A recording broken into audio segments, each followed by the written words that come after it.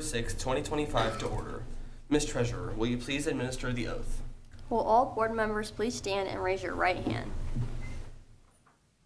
Do you solemnly swear that you will support the Constitution of the United States and the Constitution of the State of Ohio, and that you will faithfully and impartially discharge your duties as a member of the Board of Education of the Hamilton City School District, Butler County, Ohio, to the best of your ability and in accordance with the laws now in effect and hereinafter to be enacted, during your continuance in said office until your successor is elected and qualified? I do. Ms. Treasurer, will you please call the roll? Rogers. Here. Benji. Here. Carr. Here. Pratt. Here. Hoding. Here. All members present. Would everyone please rise for the Pledge of Allegiance? I pledge allegiance to the flag of the United States of America and to the republic for which it stands, one nation, under God, indivisible, with liberty and justice for all. Ms. Superintendent, do you have any comments that you would like to make? Thank you, yes. Starting with Baden. Baden now has their own home stadium. The varsity football team is 9-1. Matthew Lease was named a National Merit semifinalist. Acceptance rate went up 6.8% with 742 students total. The class of 2029 welcomed 202 new students, the largest class so far. Girls golf placed second in the Greater Catholic League Co-Ed Division tournament. Mr. Schuckman was named the 2025 Baden's Educator of the Year in the 23rd Annual Hamilton Celebrates Education Program. Henry Tincati placed first in Sparta, Illinois for trap shooting.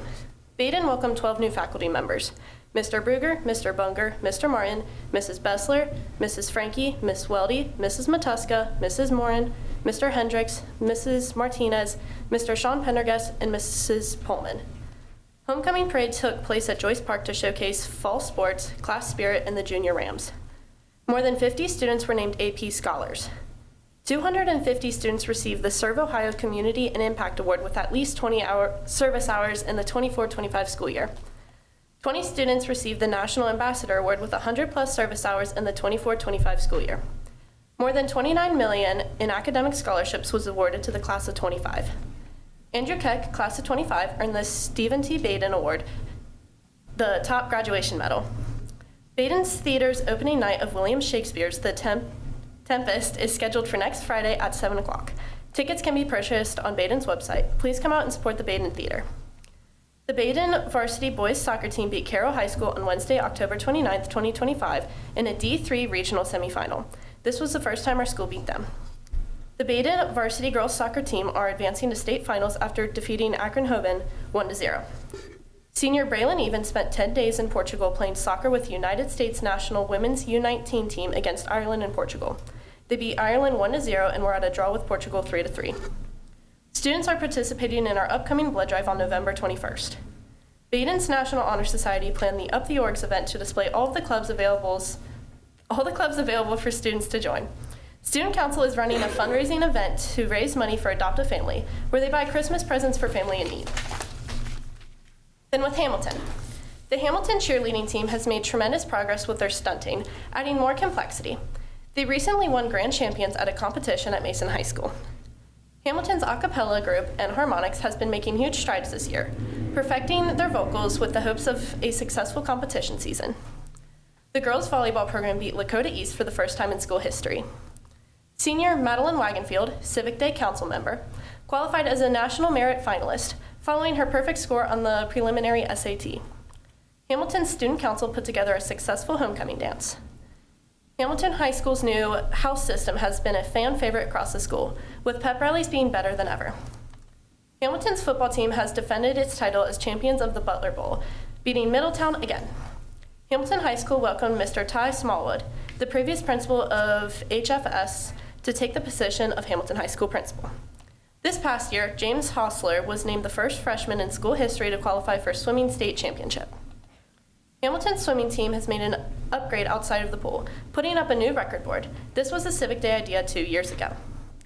Hamilton's Fine Art Department was again named one of 2025's best communities for music education. Hamilton's football team beat longtime rival Fairfield High School. Hamilton has has had a growing early college academy program, granting students the ability to graduate with college-level certificates. This past year, Hamilton's a cappella group, Anharmonics, got to open for the well-known girl group En Vogue. This past year, junior Jackson Rogers, our Civic Day School Board president, was awarded a scholarship to the Show Choir Camps of America. Hamilton's Source of Strength program has been gearing up to spread loads of positivity across the school. Hamilton's marching band has had some great success, qualifying for the state marching band competition. Hamilton's Butler Tech programs have been making strides, preparing students for the workforce, and even granting students with skills that put them many steps ahead when they enter the field. Hamilton's National Honor Society has been making lots of plans for this school year, gearing up for our first blood drive of the school year coming up in a few weeks. HCSD has brought in its first therapy dog, Arrow, who gets to travel around the school and brighten everyone's moods. Plans to introduce a therapy dog into all schools should go into effect in just a few years. Thank you, Ms. Superintendent. Now on to new business. Our first agenda item is creating a library and study area at Baden High School. Baden High School will reinstitute the former library with an additional new study area for students before, during, or after school. Currently at Baden High School, there isn't a library or study area for students. Without a library or an area to study, this can lead to lower test scores and a lack of education. According to a study by American Progress, they recommend that schools should invest in libraries because study shows that schools that do have libraries academically perform better. It also shows that if students read, they also perform better. So if we had a library, it would have kids start reading more. If we had a library, it would be very helpful for Baden High School. I also propose that Baden will use the library area for a study area because currently there is no study area for students. When students want to go work or on a project, their only option is the busy, loud hallway. I believe if we had a better place to work, then we could focus and perform better on assignments. You say that the reasons for bad test scores are caused by a lack of reading, but couldn't phones and social media be the cause of it instead? There are many studies that the reason for a decline in test scores in reading and math are caused by the popularity of cell phone use in the past few years, as well as the attention span of students going down because of technology. Though that may be a factor, there are still studies that show that lack of reading is a reason why the scores are down. I think that if students at Baden High School have a specific designated spot in which they can study or work or projects and books they can read, we can see the improvement of scores. At Baden High School, we have a cell phone policy in place so students don't need to rely on their phones during the school day. If we just have an area to work and read, it will have a positive effect on the school in the future. Where would this new library and study area be located on Baden's campus? There have been many new discussions at Baden High School recently talking about an expanded campus in the works. I have spoken with Mr. Keating if we could put a library and study area in this new addition, and he said he will consider it. Is there another option in the school to put this new library that doesn't need to be built? Yes, there is in the PFAC up by where Guided Study Hall is located. There is a closet which many people I have spoken to have said it would be a great place to put a library, though I disagree with them because it's the size of a closet and is currently holding mats for the wrestling and supplies for the track team. Another option could be where academic support is, and we could have a smaller library because prior to when the academic support room was a thing, it was a library. How much would the new library and study area cost to build? Ms. Treasurer, do you have an answer? It will cost around $1.5 to $2 million. Other high schools in the area paid similar amounts, such as Mount Notre Dame Academy, in which they paid around $1.7 million for theirs. Thank you, Ms. Hoding. Do we have a motion? I move that Baden High School will reinstitute the former library with an additional new study area for students before, during, or after school. I second the motion. Ms. Treasurer, will you please call roll with a vote? Pratt, Yes. Carr, Yes. Rogers, Yes. Hoding, Yes. Benji. Yes. Issue passes 5-0. Thank you, Ms. Treasurer. Our next agenda item is to improve Wi-Fi connectivity at Baden High School. Baden High School will provide an upgraded Wi-Fi connection to enable effortless online learning for its students. With more than half of the assignments being completed through online websites, it is tremendously important for these assignments to be completed with ease. Recently, the internet connection has been severely unstable. Unexpectedly, the internet will randomly cut off while students are working. The internet needs to maintain a constant, strong signal to allow students to study peacefully.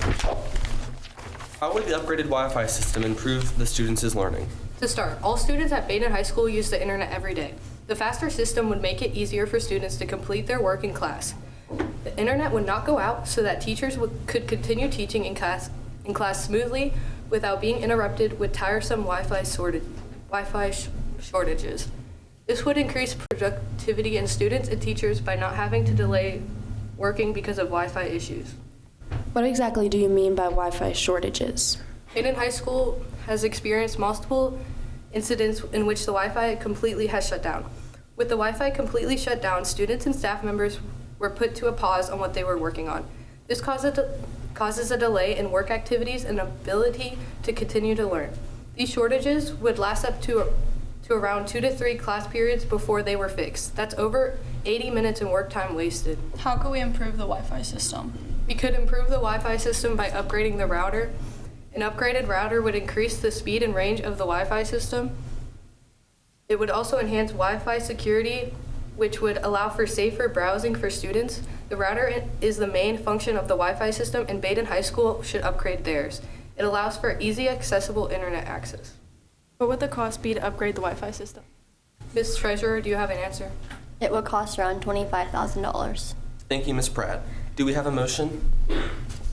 I move that Baden High School will provide an upgraded Wi-Fi connection to enable effortless online learning for its students. I second the motion. Ms. Treasurer, will you please call roll for the vote? Hoding, Yes. Rogers, Yes. Pratt, Yes. Carr, Yes. Benji. Yes. Issue passes 5-0. Thank you, Ms. Treasurer. Our next agenda item is hire a speech therapist and an IEP coordinator at Baden High School. Baden High School will hire a speech therapist and an IEP coordinator to target weak subjects in students' IEPs while providing the necessary resources at school. This is an issue that our superintendent has worked on a great deal. Ms. Superintendent, will you please update us? Kids in our academic support program are not being aided in all aspects of their IEP, including speech therapy. It is important that these students receive all the academic help they need to fulfill their education. Baden High School also does not have an IEP coordinator at the school who writes and updates students' plans. So having a specialist at the school with the kids will allow IEPs to stay updated and students will reach their fullest potential. Oh, who is currently writing the students' IEPs? Currently, Baden works with the student's home district. The schools share data back and forth so the home district can write a new IEP for the student each year. This means there is no case manager at Baden High School who facilitates the education plans, so students do not have direct access at school to an IEP coordinator. How would a speech therapist and an IEP coordinator help the students reach their greatest potential?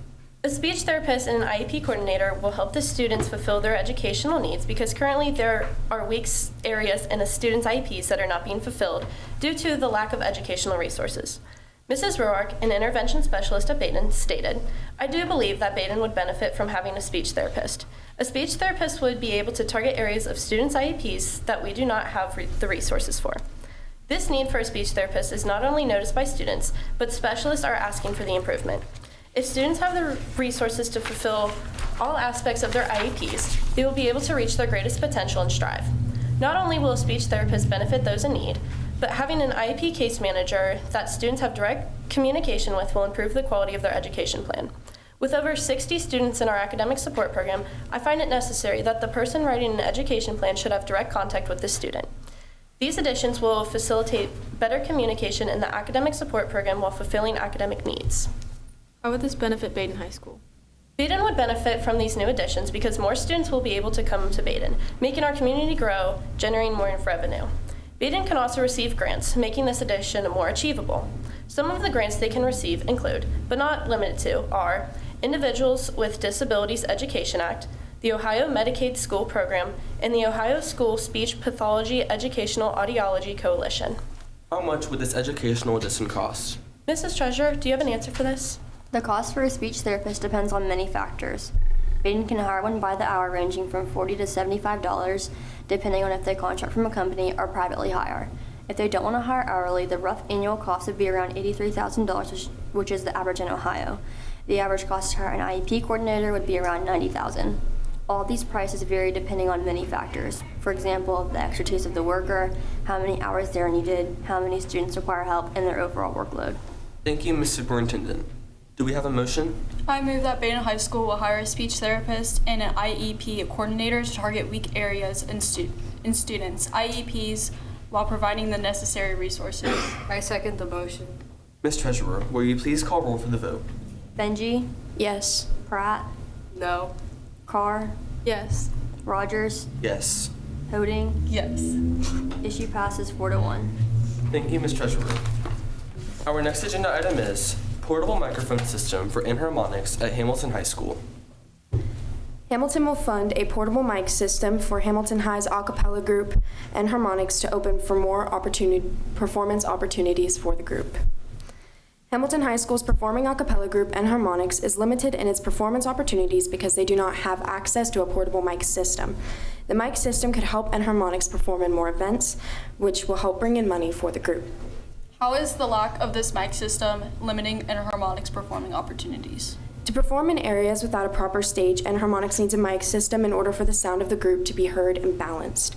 The group is composed of 17 singers who all need their own microphones in order to give a proper performance.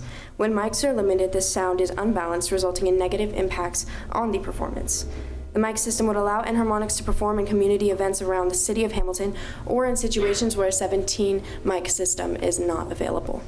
Why can't the group raise fees and/or fundraise for the system? Enharmonics fees are already very pricey, as students in the program are pushed to also participate in Hamilton's show choir program. Prestige on top of it. The fees to participate in both programs are already $1,000 per year, with no price cap for students from the same household. These prices are relatively cheap compared to other schools such as Ross and Fairfield. The group's director, Ms. Fox, does not want to up the price of the group to keep a kid from participating. So it's a priority to keep the prices at a low cost. How long would this mic system last? Mic systems can last up to decades. It really comes down to how well the system is maintained and taken care of. Enharmonics prides itself on being a very professional group, and if they were given a system like this, it would be treated with respect.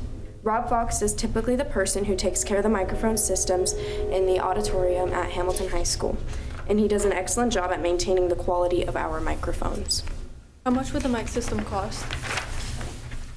Ms. Treasurer, do you have an answer? A microphone system like this would cost around $70,000 according to the enharmonics directors.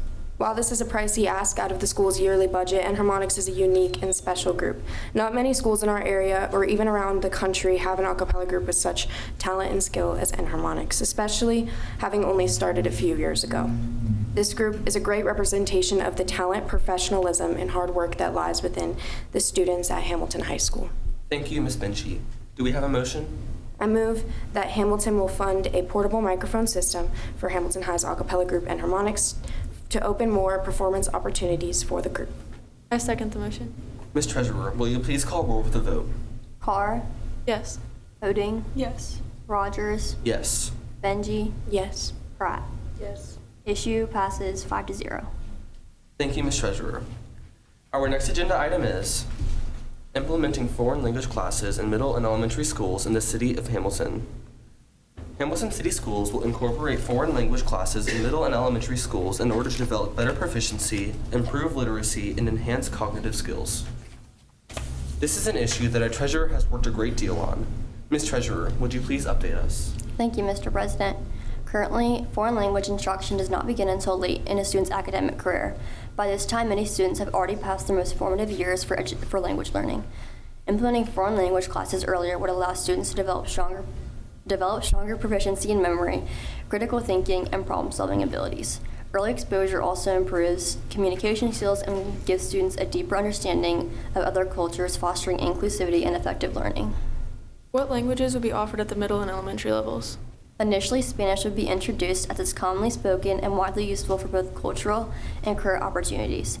If the program develops, additional languages such as French or American Sign Language could be incorporated to expand student opportunities. How would these new classes fit into an already busy school schedule? It would be added as a special that students would visit once per week at the elementary level and offered as an elective at the middle school level. How would foreign language instruction improve Hamilton students' academic experience? Implementing language learning earlier in students' academics helps them fully understand and retain the language. Studies show that students who study a second language perform better on standardized tests, demonstrate improved memory, and have greater problem-solving skills. Beyond academics, they gain stronger communication abilities and a sense of global connectedness that sets them apart in future endeavors. What would be the cost for implementing this program, including teachers and resources? The cost per new teacher hired would be at a minimum $74,000 and including salary and benefits. For this program to be implemented, 1 middle school teacher and 4 elementary school teachers would be needed, totaling at least $370,000. The middle school teacher would teach classes at Garfield the first half of the day and Wilson the second half of the day, and the 4 elementary teachers would be assigned 2 elementary schools each, rotating their time between the 2. Do we have a motion? I move that Hamilton High School will incorporate foreign language classes in middle and elementary schools in order to develop better proficiency, improve literacy, and enhance cognitive skills. I second the motion. Ms. Treasurer, will you please call roll for the vote? Rogers, Yes. Carr, Yes. Benji, Yes. Pratt, Yes. Hoding. Yes. Issue passes 5-0. Thank you, Ms. Treasurer. Our next agenda item is opening the track at Hamilton High School to the public outside of school hours. Hamilton High School will open the track to students and community members at set times after school and on weekends for recreational activities. Hamilton High School's track has been closed due to a safety plan for about 5 years. Opening the track would allow for a recreational activity that all students and community members can enjoy. Providing access to this facility would encourage students to participate in the healthy activities after school and weekends, and also give our athletes a space to get in extra training. How would students be monitored or supervised while using the track? The track would be unsupervised. However, there would be a sign posted stating regulations regarding age limits and general rules for the use of the facility. Would there be any costs associated with opening the track? Just the cost of installing an electronic timed locking system to unlock and lock the entrance to the track. How would the times be communicated to the community for the availability of the track? The times would be posted on the athletics website and other school district social media pages. Thank you, Ms. Carr. Do we have a motion? I move that Hamilton High School will open the track to students and community members at set times after school and on weekends for recreational activities. I second the motion. Ms. Treasurer, will you please call roll for the vote? Pratt, Yes. Hoding, Yes. Rogers, Yes. Carr, Yes. Benji. Yes. Issue passes 5-0. Thank you, Ms. Treasurer. Our next agenda item is reopening Hamilton's outdoor seating area during lunches and study halls. Hamilton High School will reopen its outdoor seating area, granting students access to fresh air and providing a wider variety of seating options. In years prior, Hamilton has occasionally opened up its outdoor seating area during lunches. On a nice weather day, the doors would open and students would be allowed to find a seat in the fresh air. Since I have been attending the school, the doors have not opened a single time during lunch. I believe that reopening this area will come with many benefits, including exposure to the outdoors and an overall increase in the mood of students. Following the recent phone ban, students have been left with limited ways to decompress during their lunchtime. In the past, students would have the freedom to play a game or scroll through social media, relaxing and resetting their minds. Since this is no longer an option, a solution needs to exist for the compensate of this removal. According to Body One Physical Therapy, studies show that spending as little as 20 to 30 minutes outside per day can tremendously decrease stress levels. Teen mental health is very important these days, so finding solutions is essential to maintaining a positive environment in schools. Who will monitor this area? There are a handful of safe and secure monitors that are in charge of the cafeteria during lunchtime. Moving 1 or 2 of these monitors to the outdoor seating area would be the best option. How much would this cost? This would not cost anything. When will this area open? If this change were to happen immediately, the springtime, when the temperature starts to go back into the 70s, would be the best time. I move that Hamilton High School will reopen the outdoor seating area. I second the motion. Ms. Treasurer, will you please call roll for the vote? Hoding, Yes. Carr, Yes. Benji, Yes. Pratt, Yes. Rogers. Yes. Issue passes 5-0. Thank you, Ms. Treasurer. This concludes our regular business. We now have time for citizens' comments. If anyone would like to address the board regarding these issues, please step to the microphone and state your name and address.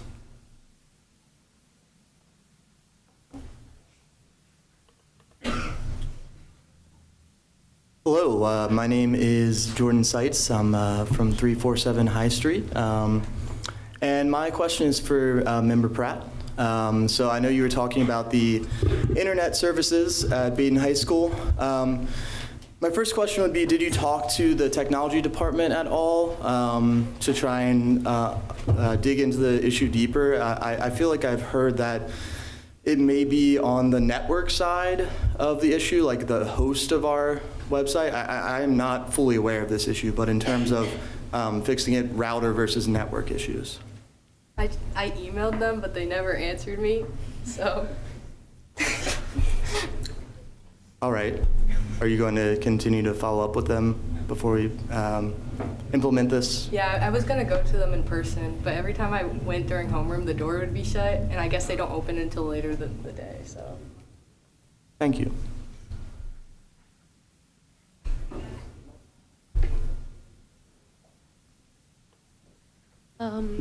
Sky, I forgot what else I was supposed to say, but Bailey, I have one question for you about the track.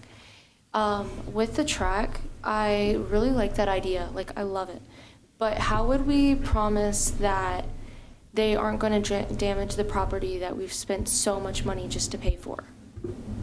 So most of our equipment, at least for the track team and the football team, gets locked up either inside or in the shed. So none of that would be available while the track would be open. As far as like the field goes, it would kind of just be like trust that people won't mess with it. But if that did happen, it would probably have to be closed again. Of course. And then if that were to occur, do you think that Hamilton would punish just the person who damaged it, or would punish like the entire public? I mean, if it had to be closed, I'm sure that would negatively affect everyone. But if they found out who did it, that would probably be on that person. All right. Thank you. I'm Bryson Bowling. I got a question for Ms. Hoting. So where would the academic support go if we moved the library into the academic support Well, I building think room? we would just Sorry. do like a tiny like mini library, Okay. like in the academic support room, because the academic support room is kind of big. So Yeah. I think if we had like at least like every genre of books, I think we could do a mini library. Okay, thank you. That's all Yeah. my questions.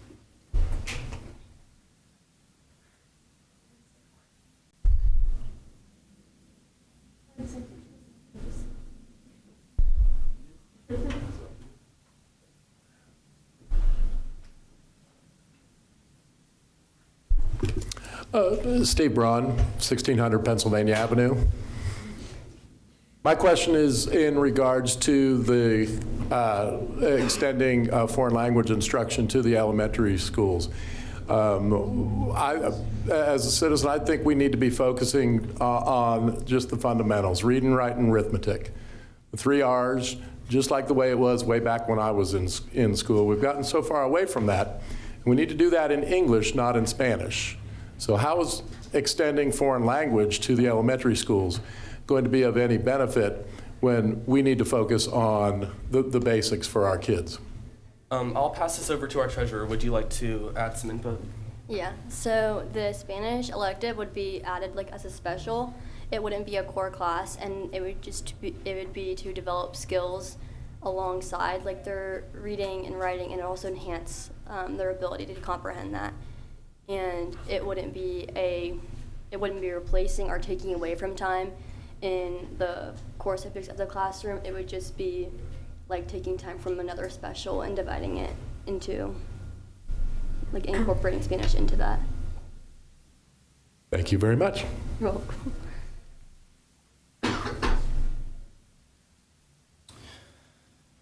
Jordan Seitz, 1000 Main Street. This question is for Member Hoding. My question is related to the study space that you are planning to put in place. Is your plan to have this be a monitored space, or is that something that you have under consideration? I think without that, it would probably turn into a realm of chaos. Well, I'm thinking like, well, we need a library. Like, if we're gonna have a library and a study area, there needs to be a librarian. But I think like after school, there doesn't need to be one, because like, I don't know, like I'm always there after school because like practice and stuff, and normally there's like no one there except for like a few people. So I think we just like After school where currently? Where like if there's like a library built, you know, like there could just be like an area. So like if there's like no teacher, I think it's fine, because I mean like we're good. So. All right, thank you. Mark Bruger, 2408 Brick House. Ms. Hoding, I'm sorry, I got more questions for you. So back in 2021, Baden opened up the Student Development Center for students to study and work on things, what's the difference between what the Student Development Center would offer versus what a new library would offer? I don't know. I feel like during the school day, there's always teachers that like claim they like are like in charge of it, you know, like they'll like reserve it. So, and there's always like students going in and out, so it's always somehow like a little bit loud. So then I have a second follow-up question to that. Did you poll the Baden students to see what percentage supported a new library, or do you have some sort of figure or number you can share with us about that? Well, I didn't, but Mr. Keating was gonna send me a bunch of stats, but he never got to me, so. Thank you, I appreciate it. Yeah. Oh well. I'm Maddie Stevens from 571 New London Road. Ms. Hoding, about this library, how long would it take to implement it, whether we're building something else onto the main campus building, or if we're transitioning the academic support area to add a library? I have no idea, but I know like Mr. Keating was talking to me and he's like, oh yeah, like it'll definitely be built after we're gone. So it'll probably in the near like 5 years maybe. Thank you. Hello, I'm Madeline Wagenfield, and I have a question for Councilmember Benji. About this mic system, I'm not sure I feel comfortable with $70,000 being poured into one program at Hamilton High School. What are some other ways that other groups can benefit from this portable mic system? I feel that Enharmonics is a very, like I said, a very unique group that not many people have. And so with this mic system, we would be able to go out and perform in our community in Hamilton and serve as an entertainment service and just uplifting group for the community. So I feel that the $70,000 will be a a good investment for the school's reputation, excuse me.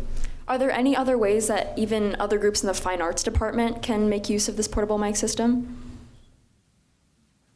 I would say likely Prestige, the show choir group, could definitely use it for basically the same thing. They often also lack the ability to go out and do community events because they don't have proper mic systems, or they will be negatively impacted by the fact that they don't have a proper mic system. Thank you. I'm Byron Guerrero, and I have a question for Mr. Rogers. So about opening up the space outside of the cafeteria, would that only be during lunchtime, or could that be used for study hall? Because I think it would be very beneficial if students could go out there during study hall.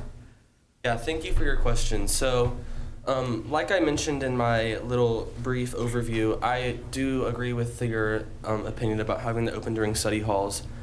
I feel like, at least for me, whenever I'm walking the hallways, when I, using the restroom or anything, there's usually like a safe and secure monitor out, but I don't know. I feel like if we move them out somewhere else, that would ensure that they're having something to they're assigned to do something rather than just standing out in the hallway. So I agree with you. I think that it would be a good option to open it up the most we can and provide access to this area. Thank you. Ty Smallwood, Principal, Hamilton High School, 1738 Hamilton Way. My question is for Jackson Rogers. So when it comes to springtime outdoor seating in the cafeteria, this is something that I really feel like we're underutilizing that space. Would you suggest that be student incentive based for students who maybe meet honor roll or have no behavioral referrals, or do we just open it up and see what happens? Yeah, thank you for your question. You're right. That area out there is not the biggest space ever. So I would agree with you. Maybe we could come up with a way of making it an incentive to allow people to sit out there. But along with that, there usually ends up not being very much space in the cafeteria during lunches. So if it got to a point where there wasn't very much space left, I feel like we could open it just, for people to go sit out there, regardless of what they've gotten done. All right, I'm willing to make a public commitment. Clock it, as you guys say, spring 2026 outdoor seating coming to Hamilton High School. Thank you. So we have ran out of time for any more citizens' comments. So this special meeting of the Hamilton City School Board for November 6, 2025 is hereby adjourned.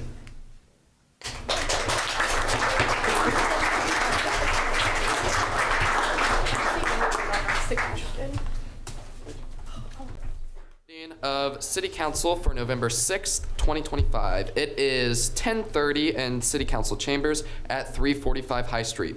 We have multiple items on the agenda today, so let's get started. Can we get a roll call, please? Yordi. Present. Burke. Present. Bowling. Present. Wagonfield. Present. Jahali. Present. Mayor. Present. Palazzo. Present. We have a quorum. All right, we will start off with an offering of prayer by Vice Mayor Kellen Burke, followed by the Pledge of Allegiance. Please stand if able. Please prepare yourself in the manner you are accustomed. Dear Lord, we pray for peace in this country. Let our shores be blessed with peace and harmony. Secure our future with tranquility. Resolve all festering conflicts that threaten to boil over. Let this country be a shining beacon of understanding. Let there be peace between tribes, religions, and families. Let your love be the cup we drink from every day, and help us forgive each other for our trespasses. Amen. Amen. Amen. I pledge allegiance to the flag of the United States of America and to the republic for which it stands, one nation, under God, indivisible, with liberty and justice for all. Thank you. You may be seated. All right, we're going to move on to special presentations, starting with the Hamilton City Council. Ms. Caldwell, please step forward.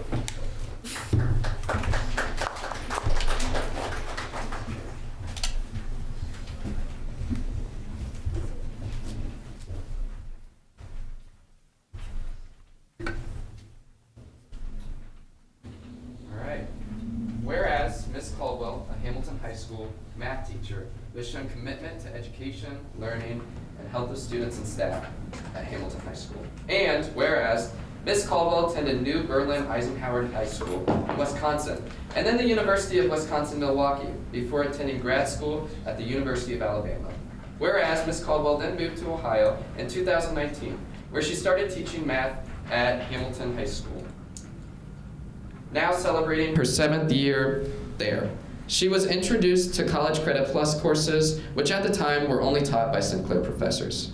Whereas Ms. Caldwell returned to school at the University of Cincinnati, graduating in 2021 with the sole purpose of teaching college credit classes, as she knew students would feel much more connected to a teacher at Hamilton High School than a Sinclair professor. Whereas Ms. Caldwell has now expanded the math curriculum, adding accelerated classes such as Calculus 2 and 3, where she enjoys challenging these students who have not historically struggled in math class.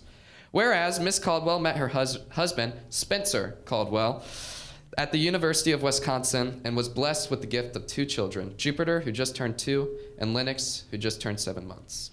Whereas Ms. Caldwell truly loves teaching mathematics, not only because she has the passion for the content, but because she cares about every student that walks through her door.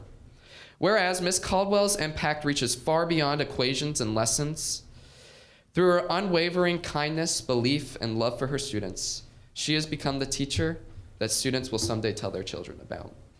Whereas Ms. Caldwell has taught at 3 other schools, and she is so happy that she can call Hamilton High School home, as this is the only school that's truly felt like home to her.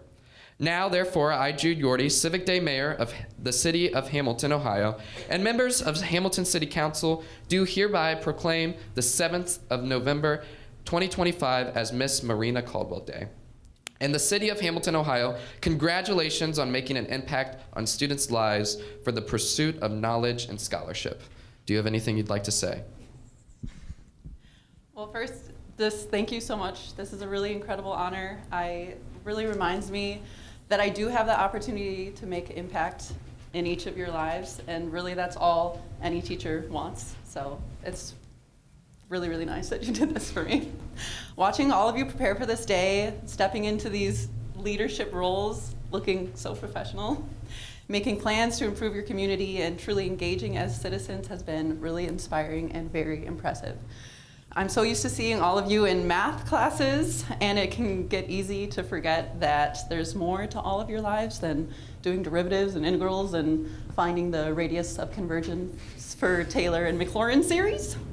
It's been a wonderful reminder of how talented, thoughtful, and dedicated you are beyond the walls of my classroom. On top of those things, I gotta say you're all so brave for volunteering for this. I would have never had the guts to do something like this in high school.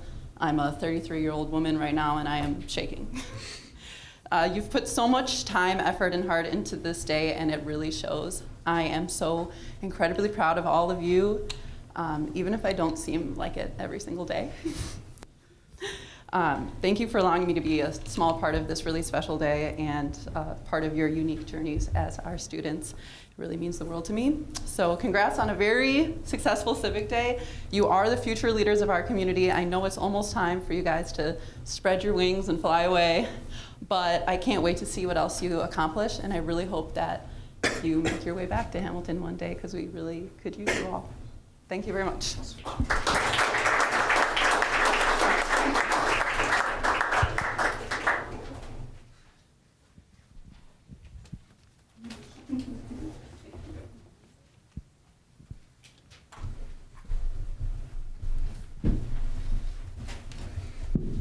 On behalf of Baden, I would like to call up Mrs. Halverson.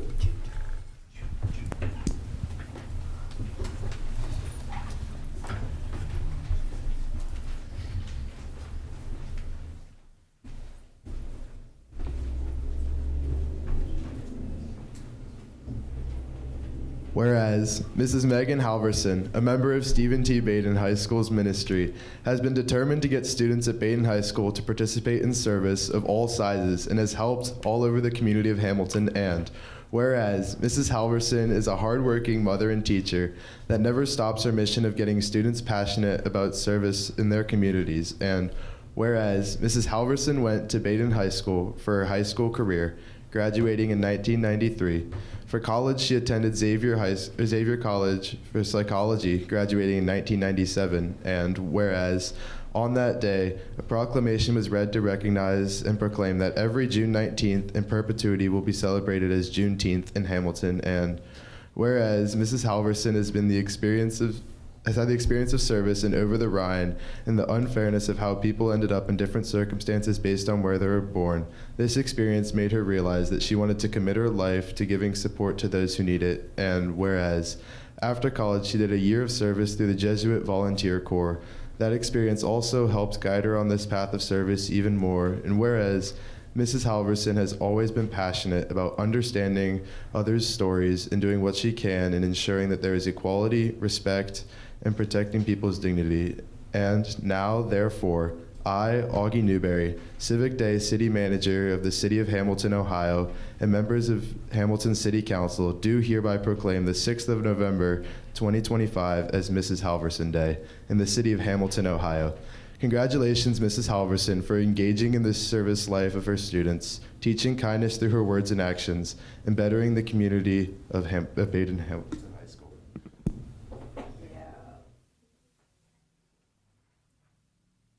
Is there anything you would like to say? Sure. I mean, I'll take a microphone anytime someone will give it to me. Thank you guys so much for honoring me in this way.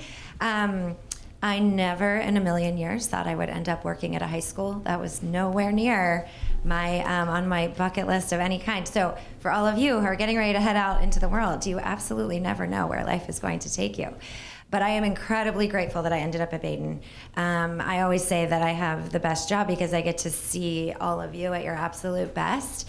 I get to see you kind of opening your mind to the world around you and using your heart and your own gifts and goodness and passions for the sake of other people.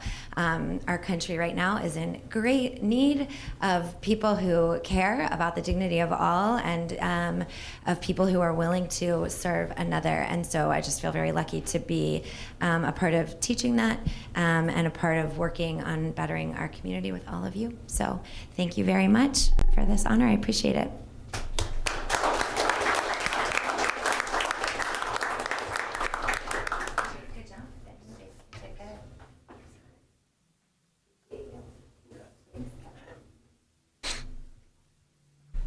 Oh, thank you. Thank you very much. This will be saved forever. Thank you, teachers.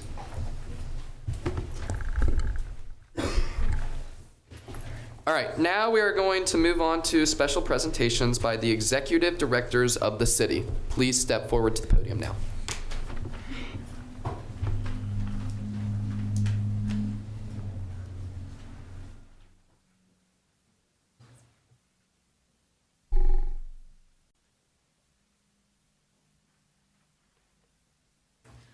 Good morning. I am the executive director. I'm Maddie Stevens, the executive director of strategy and personnel. So our problem was with the workforce, not getting enough outreach, having some issues recruiting some skilled workers. So we came up with having a career day to improve community outreach and give more job opportunities, show young people like, hey, this is what we do, this is what you can do if this is what you're interested in, give a little spiel about whatever the job does. That was our resolution for that. Hey, thank you for working on that. Networking is very important to do early as a youth. Does anyone else wish to comment on this? Thank you for working on this. Hi, Sky Stevenson. And our issue was the opioid crisis currently happening in Hamilton and how the numbers have suspiciously been rising. We lose about 4 people a week due to suspected opioid overdoses. And for us, our solution was to involve our community.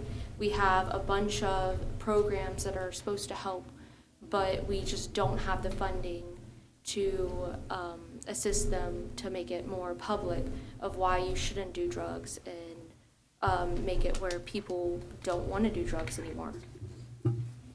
Thank you, Sky. I'm very glad that you're working on this. This is really going to help our city and town get better. Thank you. Thank you. I'm Gwen Cully, and I'm the Executive Director of Neighborhood Services. Our issue that we had to deal with was current health disparities within the Hamilton community. And to address this issue, our policy provides funding to areas for recreational opportunities that do not currently have recreational opportunities in that certain neighborhood. Thank you for working on this. I am McGuire Francis. I am the Executive Director of Infrastructure. Our issue deals with water mains breaking. From 2012 and 2022, around 300 reported breaks happened, and that number has just continued to grow. And we are planning to fix this through a seasonal upcharge and a grant system to fund it. And we're going to go through and find all of the most likely to break, which we have found out are the ones in the World War II area. It will go through, replace those first, and replace a set amount mileage per year. And then once we get all of the high likelihoods of breaking, we'll go through and replace the older ones and the ones that have a less likelihood of breaking. Thank you for working on this. I didn't even know that was happening in Hamilton. This is really going to clean up our city. I appreciate you. Hello, I'm Bryson Bowling. I'm the Executive Director of Development. And we were tasked with the problem of getting more businesses into Hamilton, and our kind of idea for that, what we're gonna do, some ideas that we have are, first we're gonna incentivize business owners either through making rent a little bit less for them, stuff like that, so they can come in, pay less, and that'll make them wanna buy or rent properties. Also, we can work on upgrading properties, the ones that are kind of run down, making it more likely that business owners will want to buy them. Also, just implementing the broken windows theory. It's kind of just like a theory where smaller crimes, you kind of put bigger, not sentence them, but charge them for bigger things, because it'll make areas safer because people will be less likely to do those things. So yeah, that's my idea. Thank you for working on this, Bryson. I can tell that you're very dedicated to this project. Thank you. Thank you. All right, We are now going to move on to audience of the citizens. Individuals who wish to make comments regarding items on the agenda or city issues may speak now. Each speaker has 1 minute. Please state your address when you get up there and your name.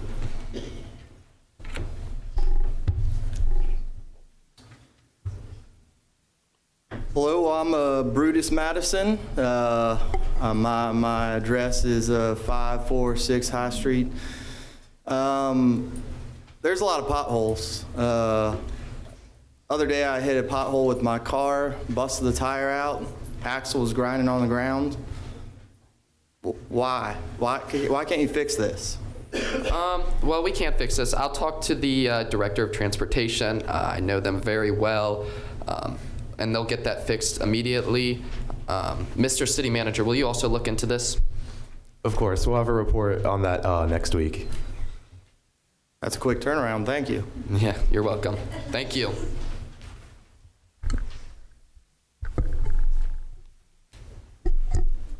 Hello, Mayor, members of council, members of the public. My name is Joe Public, and I have a real concern.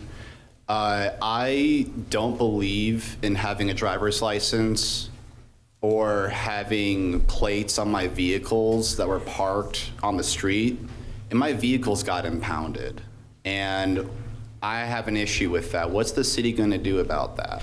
Well, unfortunately, the city can't really do anything about that because it's a national law, not a local law. So I'm sorry for your vehicle getting impounded, but I would abide by those rules, or your car will probably keep getting towed. Well, what if I sent them an invoice for impounding my vehicle? Do you think they would pay it? You can try that. Absolutely. You know, I'm not them, so I don't know, but it's worth a try. Okay. Well, thank you. Go for it. You're welcome. Mr. Mayor? Yes. Can I suggest getting a driver's license so you can legally drive on the roads? Well, you see, I can freely travel wherever I please. I don't need to necessarily drive where I want to go. Okay. There's distinction there. So then maybe don't park a vehicle. Maybe park your bike. You can park a bike. But I don't own a bike. I own a car. I also recommend that you get a bike and a driver's license immediately. Thank you for your question. Thank you.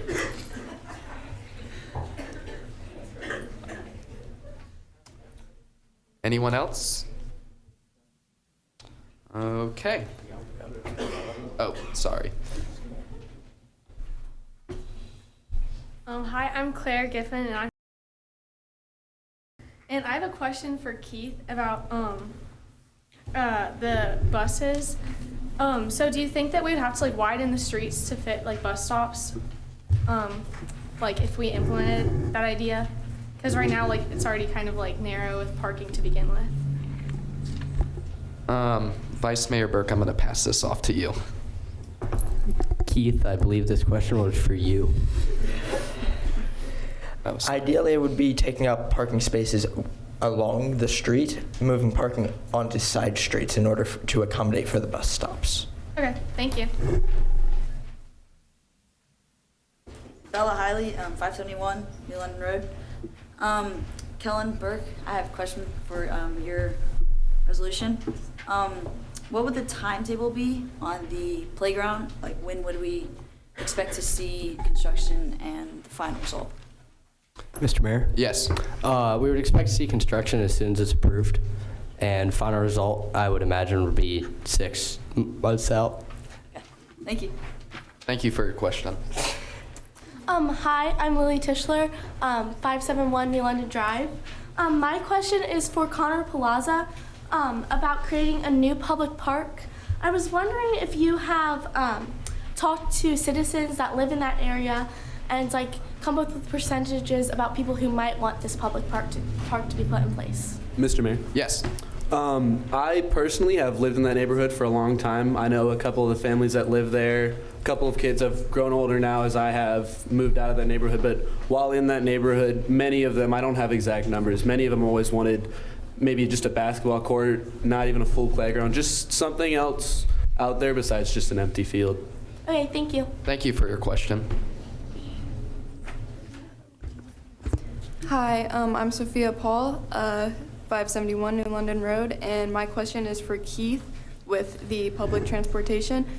If you plan on having buses, wouldn't the bus stops, would they be on Main Street and, well, High Street first of all, and second, wouldn't them stopping on those roads slow down traffic? Mr. Mayor? Yes. It would, yes, cause minor delays within traffic. However, due to the bus stops being off to the side of the road, it should not delay traffic too much. And then I have one more question with that. Most people like to drive to work, and not many people want to wait on buses because they have multiple stops. Are we taking into account like how many people would be willing to switch out driving a car for taking a bus? While I do not have exact numbers, I am pretty sure the city manager can pull together a report sometime. That will get done. Okay, thank you. Thank you for your question. Hello, Abby Bartlett, and I have a question for Connor Plaza. The property that you are looking to buy, is that going to be bought with taxpayer money or privately funded? It would be a mix of the two. Okay. Is that going to raise my taxes? Only slightly. Thank you for your question. I'm John French, 571 New London Road, and I have a question for Riley Bowling about the food pantry. How would that be done, and how much would it cost to do? So the total cost for it would be around $6,500 to start, and then the rolling cost every week would be about $1,000. We're exploring funding from the Hamilton Community Foundation through their capital grants, and then other funding, but it would not be a city managed project. That's my question. Thank you. Hello, I'm Hans Wolterman. I have a question regarding the recycling bins at River's Edge concerts for Madeline Wagenfield. How will these recycling bins be like implemented? Just a broad question, but I'm just curious. Yeah, they would be provided by the city, of course. They'd be out and about at River's Edge concerts, and we'd have volunteers in exchange for VIP access to the concerts or for free drinks if they're adults, that the next morning they would come through and sort through the recycling and make sure everything gets to where it needs to be. Sounds good. Thank you. Hi, my name is Gabe. I'm from 571 New London Road, and I have a question for Connor Palazzo. How are we going to get the money to upkeep the park and keep it looking nice? It'd be continued through the private funding, as mentioned before. All right, thank you. Thank you for your question. Hi, my name is Misha Patel. This question's for Kalevin Jahali. So about the 4 outdoor pickleball courts, I was wondering how many people want that? Do you have an estimate of how many people would want that? And what's the cost? How much would it cost for that? Though I don't have an estimate of how many people want that, considering that pickleball is the fastest growing sport in America, I feel like it would be, and it's also multi-purpose, so if you want to play tennis or badminton, you could also use that, so I'm sure enough people would want it. And for the cost, it would be around $216,000, but we would fund that through different types of grants. Okay, thank you. Thank you for your question. Hi, my name is Jackson Rogers. And I would like to ask a question to Vice Mayor Kellen Burke about your playground that's going to be on in Markham Park. So where would you implement this playground that wouldn't disrupt the flow of, the beauty of that we have created with this Markham Park? Mr. Mayor? Yes. So I would put it right next to the fountain because it's near everything else and would be in the general area most people are hanging out. And it wouldn't disrupt the beauty because it'd bring more people there, making it more beautiful to everybody, allowing more people to experience it. All right, and why do you think that we should add a playground since we already have, a splash pad right over there? Mr. Mayor? Yes. You can't use the splash pad in the winter. You can use a playground year-round. So you would make sure that gets good use? Thank you. Thank you for your question. My name is Gabrielle Samples from 571 New London Road, and my question is for Council Member Riley Bowling. And how would you find funding for the food pantry portion of your Open Door Hamilton? Sorry, could you repeat that? Can you hear me or no? Barely. Sorry. My question is for Riley Bowling. And how would you find funding for the food pantry portion for the Open Door Hamilton food pantry? Mr. Mayor. Yes. So for the establishment of the food pantry itself, we would explore a capital grant from the foundation. And then for the rolling cost of the food deliveries, it would be a rolling grant from the foundation, or we could explore other funding such as donations or funding from the Board of Commissioners. Okay, thank you. Thank you. Sky Stevenson. So I actually have a question for two people. The first question is for the pickleball court in Milliken Woods. I do appreciate you putting in more things because I do live around that area. But have we even thought about possibly fixing up that basketball court that is no longer in use because of how run down it is in the back? I have personally not thought about that, but I will make sure that the city hears about this and see if it can get fixed. Of course, thank you. And then, sorry about that. My second question is about to Keith, and it is about the bus.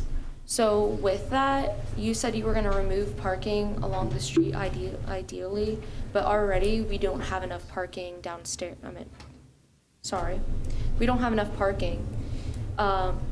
So how would we get more parking other than just side streets? Because that's not going to be able to supply people. Mr. Mayor? Yes.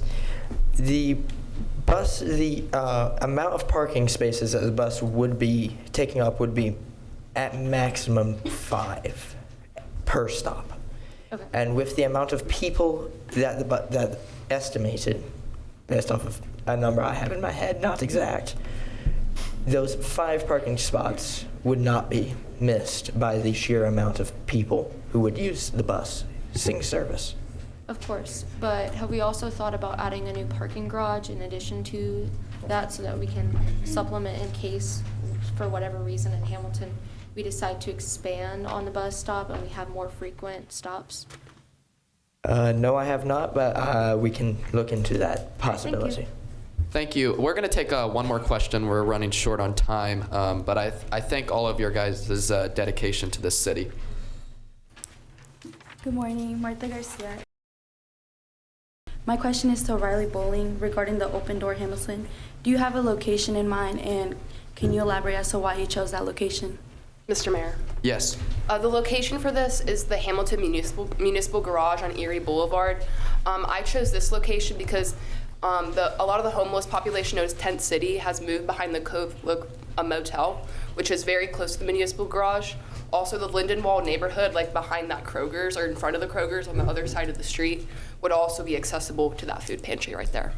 Thank you, and I agree. Lindenwall has unfortunately had a lot of homeless people over there, which is unfortunate, so thank you. Yes, I agree. Thank you. Thank you for all your questions. We are going to move to consent agenda. This includes all staff reports. All right. We are now going to move to actions pertaining to legislative items. Does anyone accept the motion? I move that a note be made upon the minutes of that each member council was furnished a printed copy of each item of legislation prior to its being considered at this meeting. Does anyone second? Mr. Mayor? Yes. I second. All right. Motion by Councilmember Wagenfield, seconded by Councilmember Mayer. All those in favor, please say aye. Aye. All those opposed, same sign. Hearing none, the motion is carried. So we are going to move to new legislation, starting with item number 1, a resolution authorizing and directing the construction of road improvements. A resolution authorizing and directing the construction of road improvements, including a two-way street to the cut-through off of Thomas Boulevard and Main Street, proposal by Mayor Jude Yorty. Does anyone motion to adopt? Mr. Mayor? Yes. I move that the resolution be adopted. Does anyone second? Mr. Mayor? Yes. I second that motion. Motion by Vice Mayor Burke, seconded by Councilmember Wagenfield. Any discussion? All right, I will start the discussion. So the expansion would take place at Grace Methodist Church on Thomas Boulevard. I've spoken with many of the church members, including the pastor, not only giving me permission to run this through this meeting, but also hoping that this idea goes through. The purchasing of the land would have to be processed through a church committee, which is a group of dedicated Christians at Grace Methodist Church. But it should pass through pretty easily, as it will bring more foot traffic to the church, and it'll give easier access to their parking lot.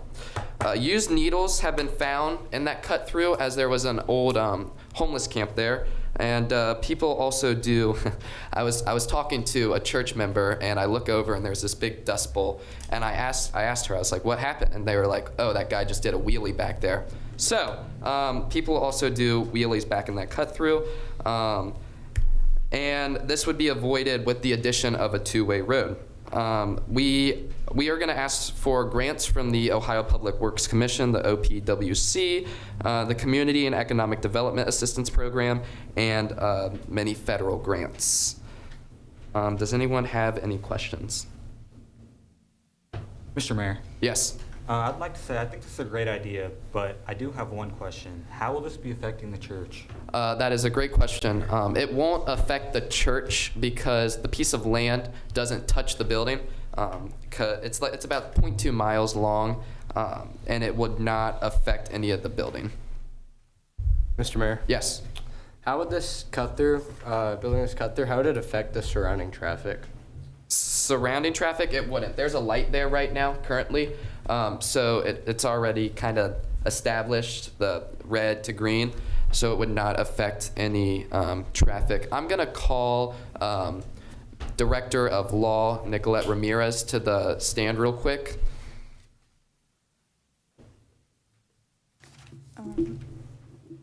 My name is Nicolette Ramirez. I'm Director at Law, 1165 Eaton Avenue. I can account to the legality and feasibility of this project. It does appear that contracts will need to be verified and permits need to be obtained, as well as property purchased by private owners.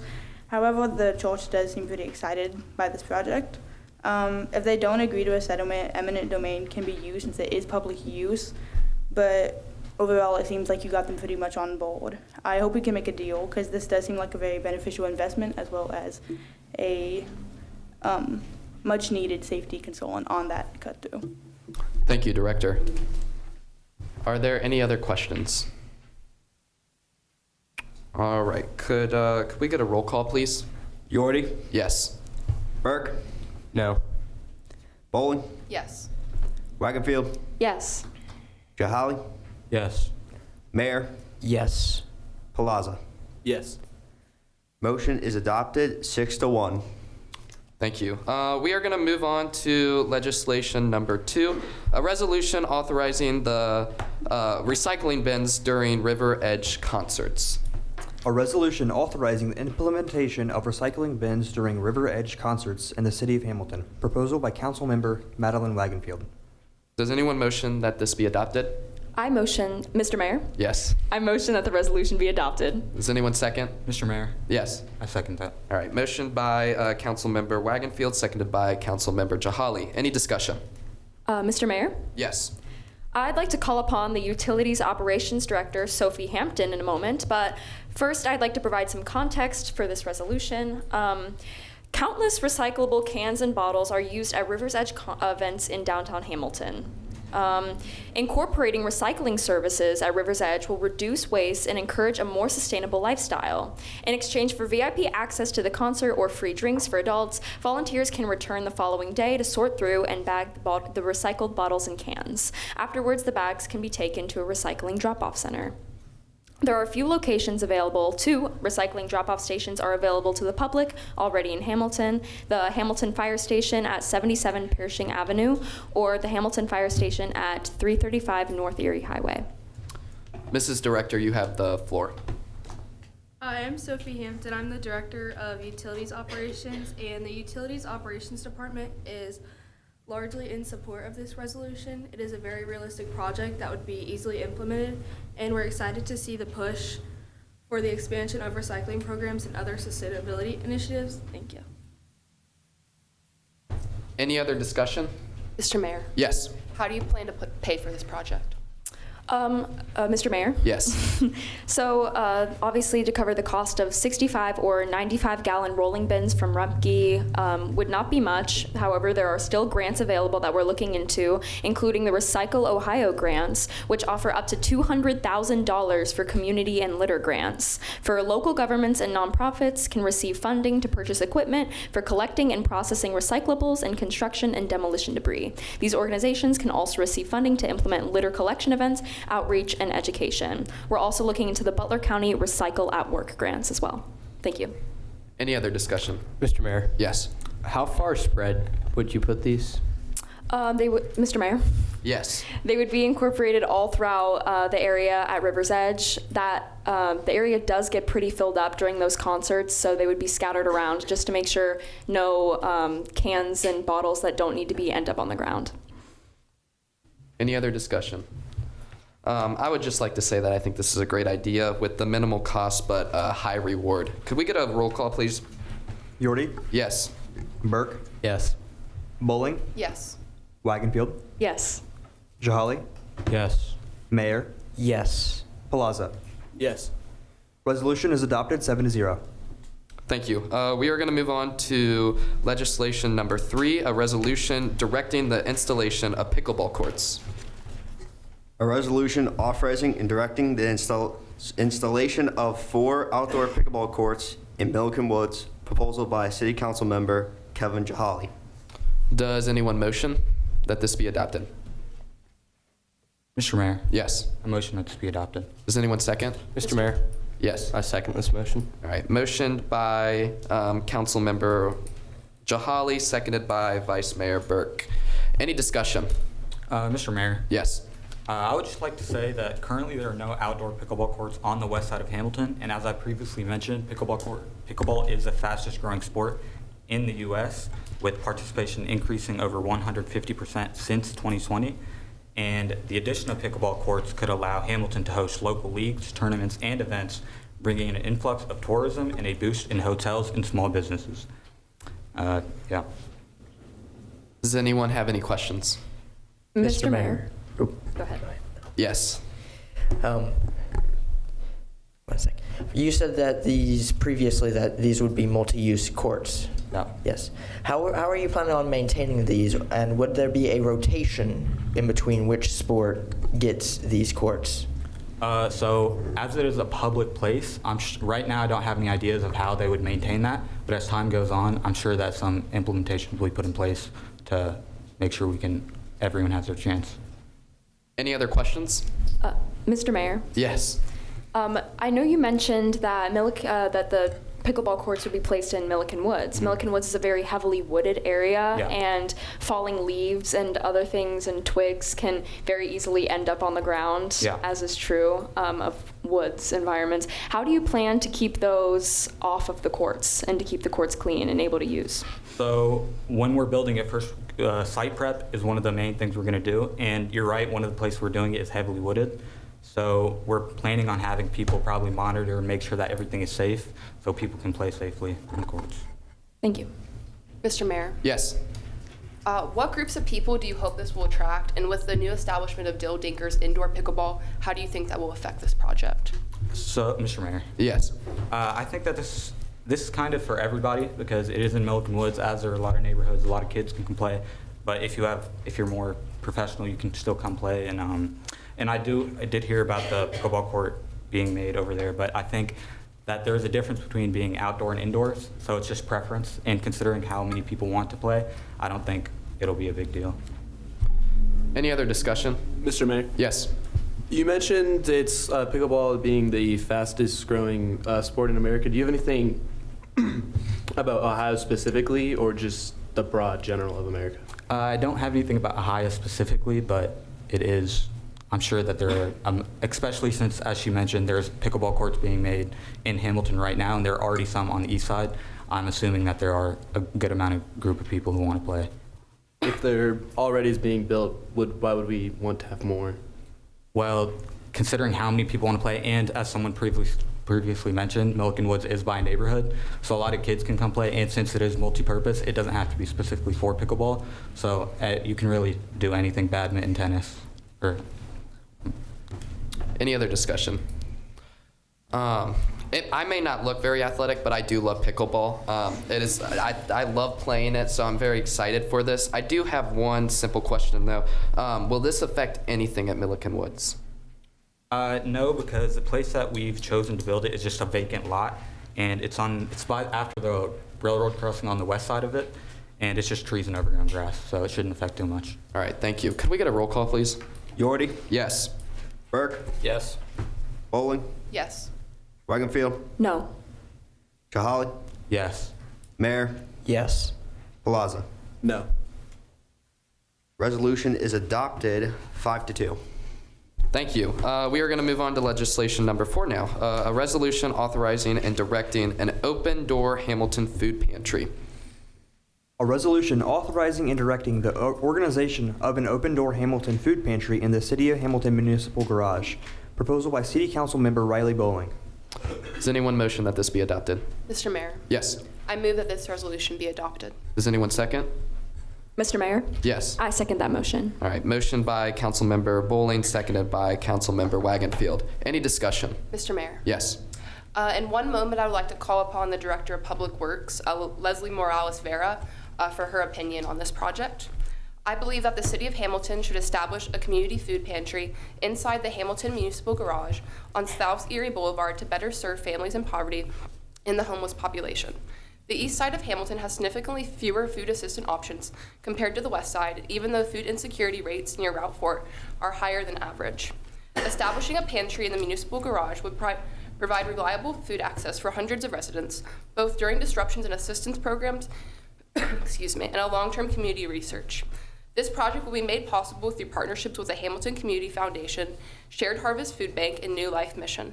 The pantry would cost approximately $6,500 to establish, covering items such as shelving and refrigeration, with ongoing costs of up to $1,000 per week for food deliveries. Funding would be sought through the Hamilton Community Foundation capital grants. Shared Harvest would deliver around 10,000 pounds of food each week, while New Life Mission would provide hygiene and non-food essentials. The pantry would operate Tuesdays and Thursdays from 4 to 7 p.m. and Saturdays from 9 a.m. to 12 p.m., using the garage during hours that do not interfere with city operations. Volunteers would also meet on designated delivery day to unload and organize food. Staffing would consist of volunteers from local churches, New Life Mission, and the Hamilton Community Foundation Network, with a Public Works employee on site to supervise.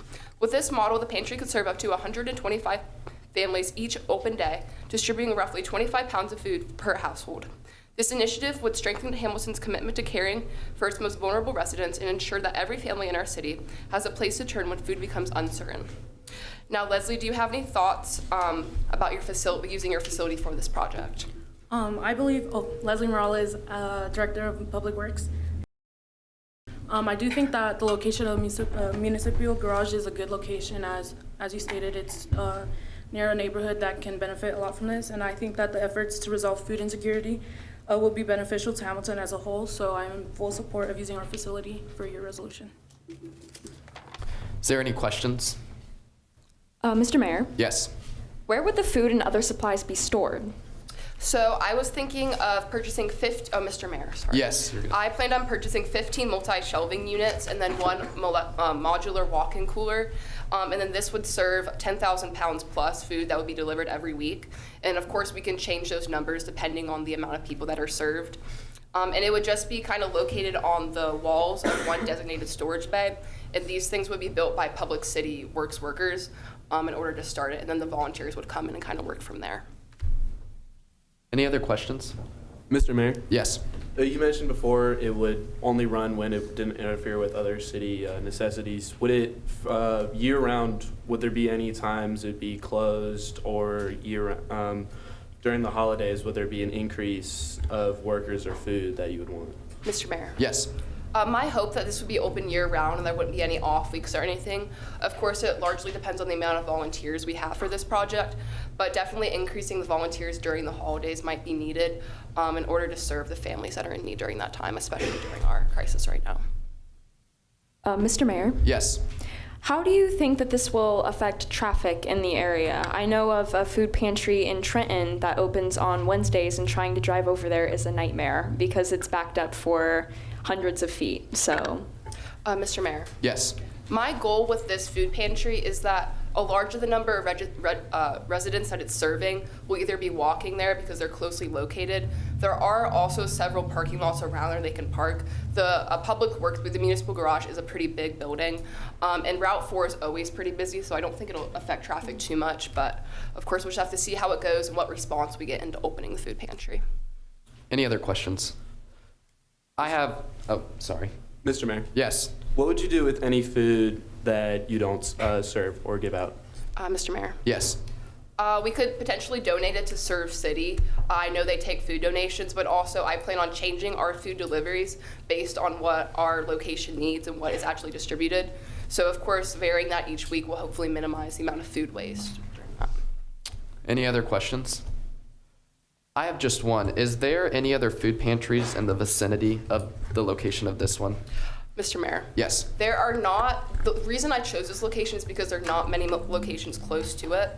The closest one will probably be Surf City, but of course that's more like dine-in options, and they also have like food you can take home. But my hope was with this is it can potentially serve the 10th city behind the Cove Motel and kind of help them because they're not able to go to Surf City and other locations. Thank you, Councilwoman. Could we get a roll call, please? Yordi? Yes. Burke? Yes. Bowling? Yes. Wagonfield? Yes. Jahali? Yes. Mayor? Yes. Plaza? Yes. Resolution be adopted 7-0. Thank you. We are going to move on to legislation number 5, a resolution authorizing a plan to include bus lines along Main, High, and B Street. A resolution authorizing and directing a plan to include bus lines along Main, High, and B Street in an effort to reduce traffic congestion on the city streets and provide public transportation on various city streets. Proposal by City Council member Keith Mayer. Any, does anyone motion that this be adopted? Mr. Mayor? Yes. I motion that this motion be adopted. Does anyone second? Mr. Mayor? Yes. I second. All right, motion by Council Member Mayer, seconded by Council Member Palazzo. Any discussion? Mr. Mayor? Yes. First, I would like to call up Executive Director McGuire Francis. While he makes his way up here, I have one thing to say. The city of Hamilton is becoming more populated with the increase in population and the increase in tourism from things such as Spooky Nook, and the city needs to invest in public transportation and infrastructure.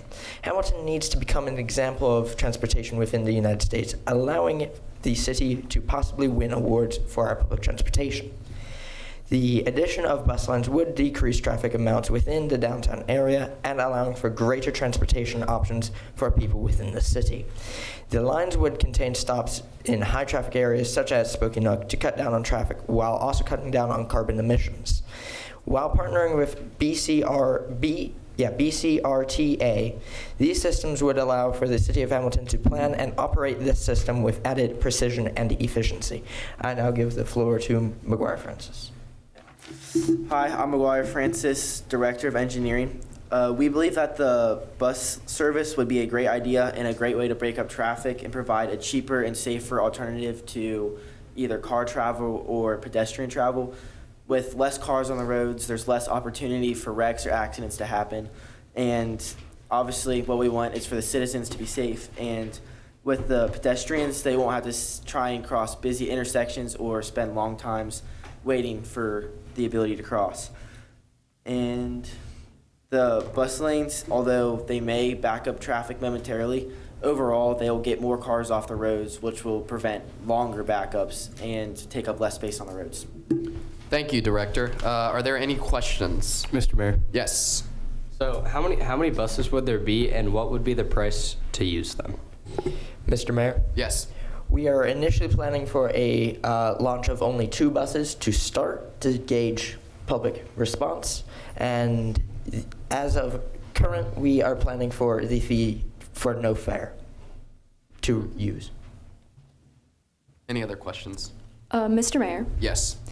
A lot of people enjoy and take pride in the fact that Hamilton's downtown is pretty walkable. So what has led you to conclude that downtown Hamilton is large enough to support such bus lines? Mr. Mayor. Yes.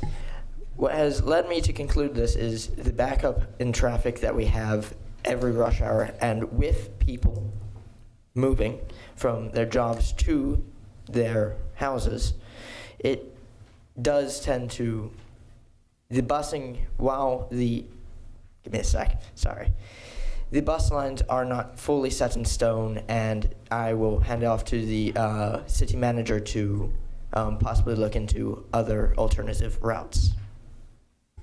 Yeah, just with looking at how busy the downtown is with foot traffic, it doesn't seem like it's, fully necessary to have the entirety of downtown be covered by the bus lines. So we will look into offering alternative bus lines. Thank you, Mr. City Manager. Could we get a roll call, please? Gordy, Yes. Burke, No. Bowling, No.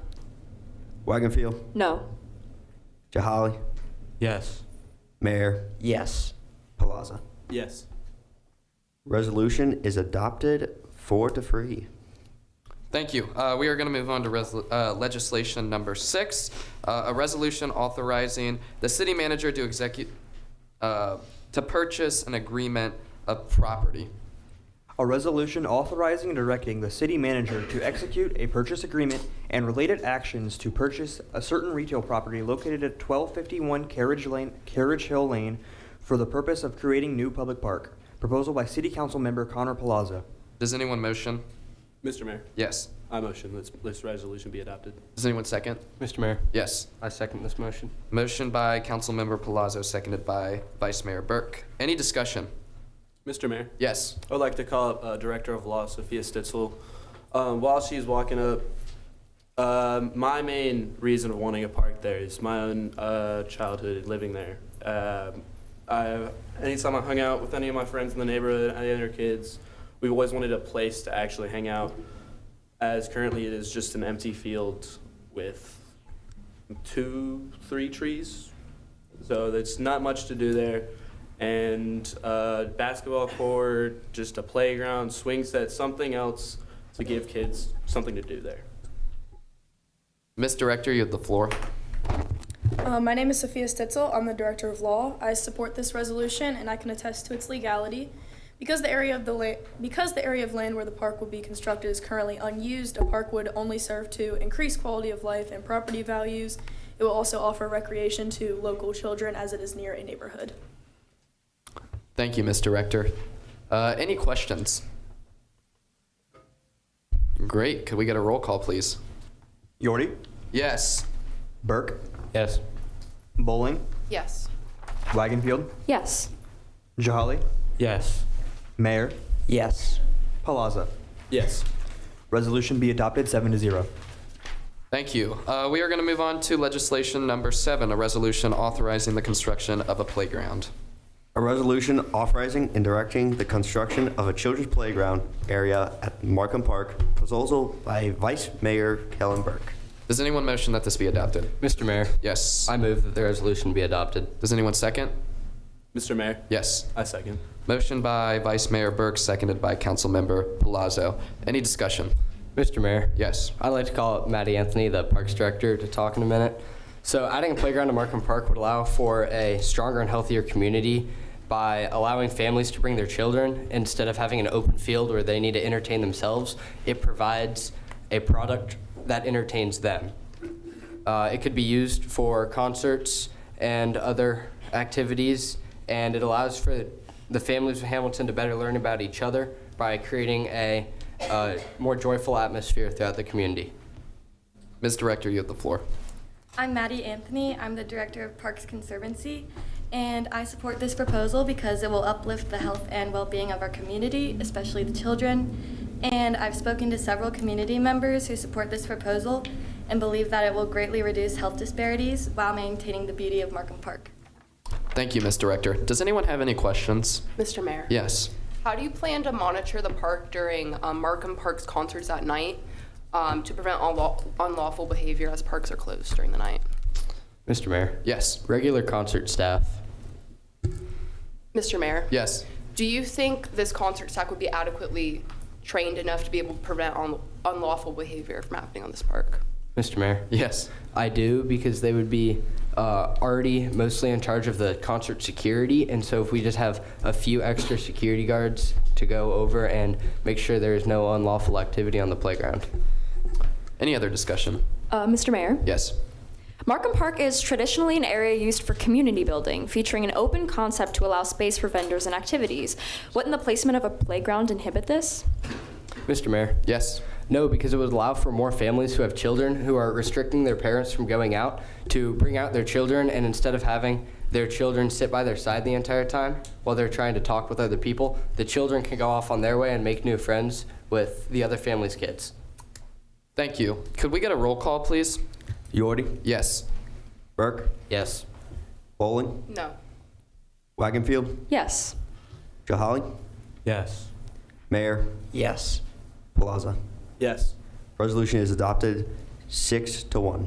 Thank you. That is all legislation. Mr. City Manager, you have the floor. So just looking around the city, I had the opportunity to tour the city and check in with a lot of the departments. I mean, as you saw, we had people coming up to the stand and all of our city council members with their proposals.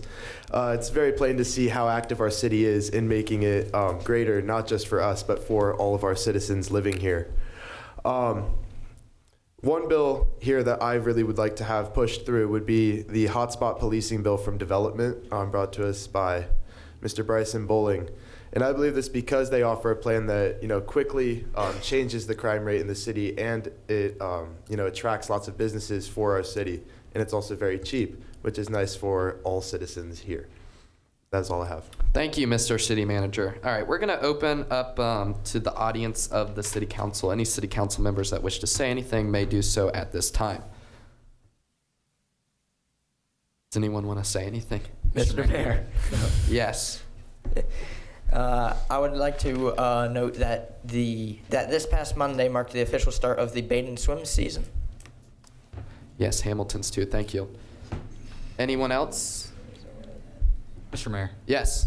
I just wanted to thank our teachers and city council for allowing us to participate in this unique opportunity. It was a great learning experience, so thank you. Thank you. Anyone else? Mr. Mayor? Yes. I want to thank all the help that the actual members of City Council have done to help us get through this and teach us what they do. Thank you. Anyone else? I would just like to thank this awesome opportunity to work with Baden students. I was very excited to meet them, and I wish we had more opportunities to work together. But hearing that the conversation is over, does anyone accept the motion of adjournment? Mr. Mayor? Yes. I motion that this meeting be adjourned. Does anyone second? Mr. Mayor? Yes. I second this motion. Motion by Councilmember Mayer, seconded by Councilmember Wagonfield. Could we get a roll call, please? Yordi? Yes. Burke? Yes. Bowling? Yes. Wagonfield? Yes. Jahali? Yes. Mayor? Yes. Plaza? Yes. Meeting be adjourned 7-0. Thank you for coming. The meeting is now adjourned.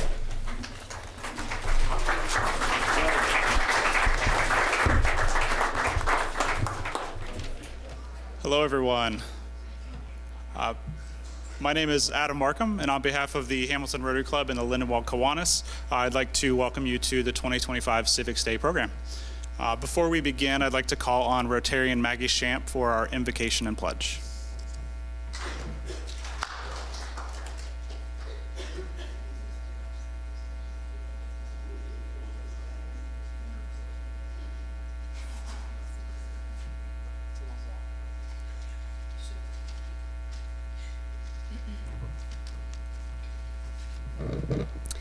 Gracious Creator, on this Civics Day, we pause in gratitude for the freedoms and responsibilities that come with being part of a democratic society.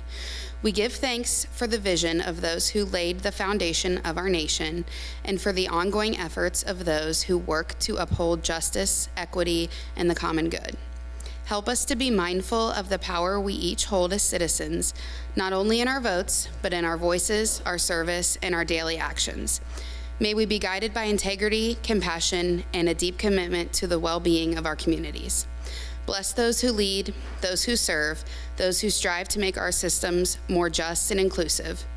and may we all continue to be examples of service above self, working together to build a more informed, engaged, and united society.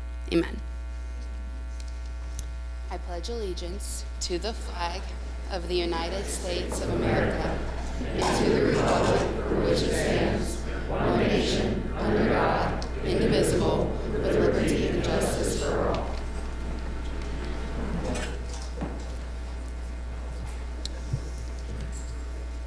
Thank you, Maggie. All right, today's program is the culmination of many people's efforts to create hands-on experiences that empower our students to become engaged and informed citizens. I want to briefly just thank, and I'm sure that we'll do this again once Mayor Moeller takes the stage, but I briefly want to thank everyone who's been a part of this effort from the City of Hamilton, from Baden High School, Steve Braun, and the entire crew over at Hamilton City Schools as well. Thank you for coordinating this fantastic effort and connecting nearly 60 of our students to some real-world opportunities to participate in civic life. So with that, I'd like to introduce today's MC, Mayor Moeller.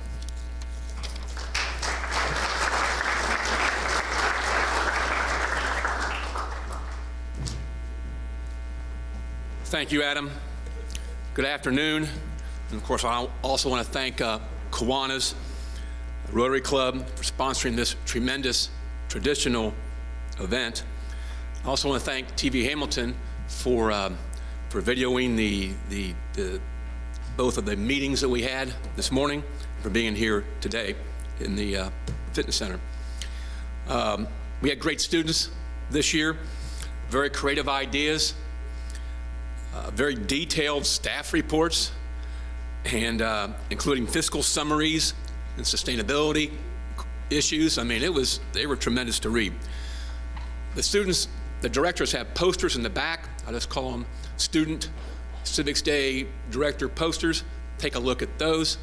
And this montage of video here is what they did when they shadowed various directors and city professionals.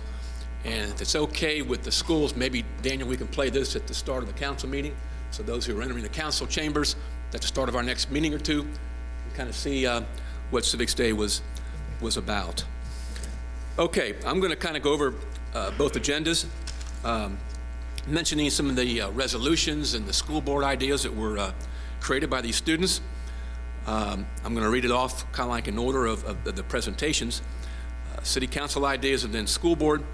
Now, students, when I mention your particular resolution or your school board idea, I want you to turn to TV Hamilton's camera and just wave, okay? You don't have to say hi, Mom, or hi, Steve, but just wave would be good. Okay, City Council agenda.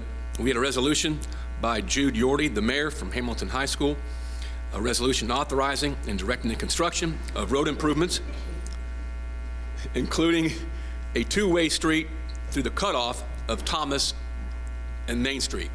Those of us who've lived here for maybe a month know about that particular cut through, and it would make that cut through safer.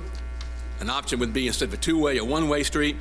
But I got to give Jude all kinds of credit, because his fiscal impact summary got down to the cost of asphalt and aggregate base and excavation costs. I mean, and they were all that detailed. They were all that amazing. Jude went and talked to the folks who go to that Grace Methodist Church to see what they thought about the idea. I think they're going to put him on church council because they like the idea. There are some challenges there at that location, so I think it'd be a good thing, and of course there's all kinds of logistics to get to that point, but let's see what happens. But and he has an additional idea, is to give Thomas Boulevard the honorary name Yorty Lane, not for himself, honoring but Baden's remarkable coach Nick Yorty and team. So that was the first one on the agenda there. Second, we had a resolution authorizing the implementation of recycling bins during River's Edge concerts in the city of Hamilton. That was proposed by Madeline Wagenfield, Hamilton High School. And just for the record, she's interested in biochemistry and working for the EPA. Granddaughter of Kathy Wagenfield and Pat Wagenfield, you may know them. something that she's been involved with at school, student magazine, music, and she's also a kennel tech at the Bark Hamilton facility. So now, her resolution had some really neat ideas to it. Of course, she addressed the cost, including the names of grants and websites to get to the grants, background information. She thinks that, and it is true, countless recyclable cans and bottles are used at River's Edge events in downtown Hamilton. And she's got an idea to get volunteers to categorize their recyclable products by giving them some kind of access, VIP access, or free drink tickets. So that's a good idea. Actually, these are all great ideas, and when I get to the school board one, you're going to be really pleased with those as well. The next resolution was a resolution authorizing and directing the installation of 4 outdoor pickleball courts in Milliken Woods. That was a staff report from Kelvin Jolly and Hamilton High School. He wants to attend school at New York University, and he's involved with Student Council, Honor Society, and ASTRA. That resolution, of course, pickleball does promote community wellness, enhances civilian enjoyment, especially when it's outdoors, and I think your idea was to do it outdoors. Is that correct, Kelvin? He was location specific at the part of Milliken Woods, and he thinks it also would be economic development because it would host local leagues, tournaments, events, local restaurants, small businesses, and it's also a sport that can help everybody from teens to retirees to get better health, healthier. Okay, the next one is a resolution authorizing and directing the organization of an open door Hamilton and food pantry in the City of Hamilton Municipal Garage. That was Riley Bowling, Hamilton High School student. She's considering a business major, law school also possibly at UC. She's involved with Hamilton Community Foundation Youth Philanthropy, 17 Strong Student Commission, and she's also associated with Envision Partnerships as a student liaison or representative there. Riley's staff report learned the background information of how there could be a pantry associated with Hamilton Municipal Garage. Operating hours would be already set Tuesday and Thursday from 4 to 7 and Saturdays 9 to 12.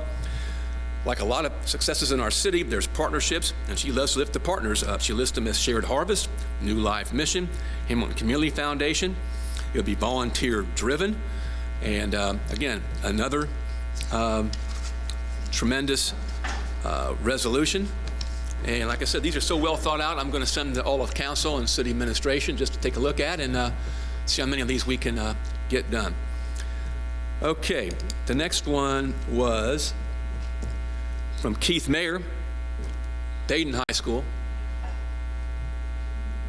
Wave to his mother and grandmother, and I think his aunt. He had fans at the city council meeting day at Civics Day. His resolution was authorizing and directing a plan to include bus lines along Main, High, and B Street in an effort to reduce traffic congestion on city streets and provide public transportation on those streets. He wants to go into civil engineering as a member of the swim team, National Honor Society, and the Colping Group. There were a lot of questions about yours, weren't there, Keith? And what's amazing is, I'll tell you what, they answered the questions very well. The answers were well thought out. The questions they weren't expecting questions like that, but they got questions from not just their fellow council members, but also a long line of folks, fellow students who wanted to ask their students questions. So his resolution, again, has a fiscal impact summary, and with Spooky Nook, and we learned that they have had 1 million visitors this year.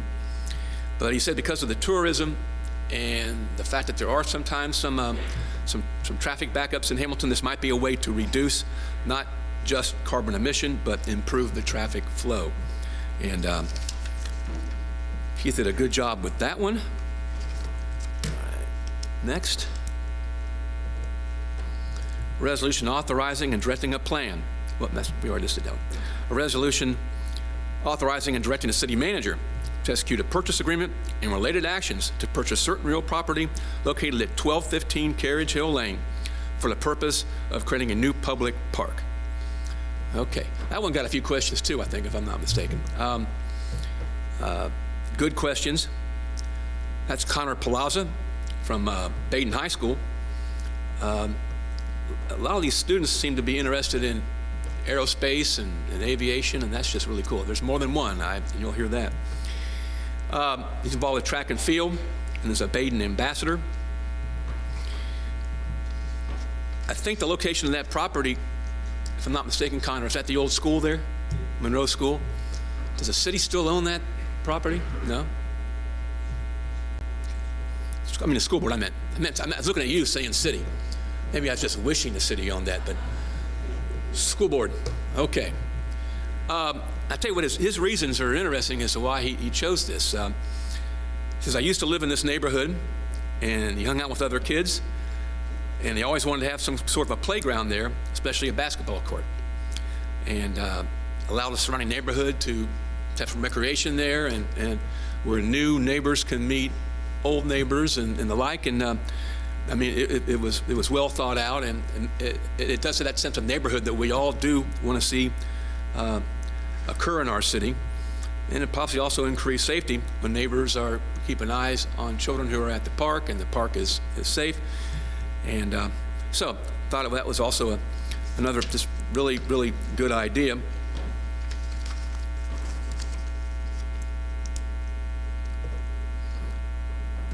Now, number 7. Kellen Burke was a Civic Day Vice Mayor. Goes to Baden. Also aviation, aerospace engineering. And they sat next together at the council dais, I believe. Remember the swim team? Is that correct, Kellen? Okay.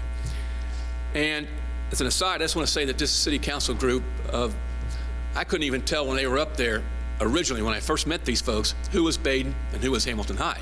That's because they were all talking to each other.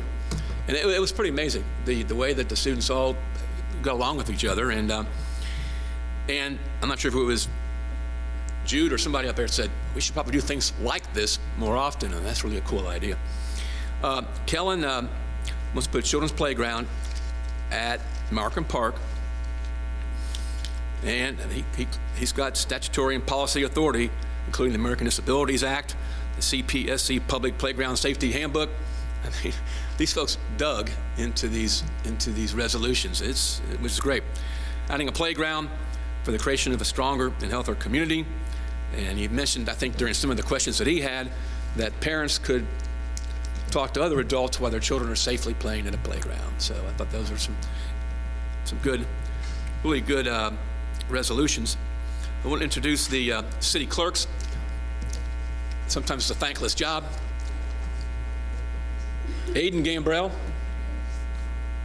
Hamilton High School, biomedical engineering at The Ohio State University. He's involved with Hamilton Rock Orchestra, volleyball and student council. Cody Elliott, Baden High School, energy and petroleum engineering. He's involved with trap shooting, hunter and safety instruction, archery, and they also did a really good job. One of them said they made a mistake, but I couldn't tell what the heck it was. So they got that from you, I guess, Daniel. I mean, you're just smooth. And of course, Daniel Tiedemann did a great job assisting all these young people, and thank you, Daniel, for that. Before I go to the school board, I want to thank Judge Spaeth. I'm not sure if Judge Spaeth is here today, but is he here? There he is. Hi, Judge. He swore people in, all the students. I mean, it was really cool. The students had a chance to spend close to an hour in his court, and the students listened to the judge. I know they did. And the students now know not to wear pajama pants into court, and not try and say they're pajama pants and say that they are hospital gear.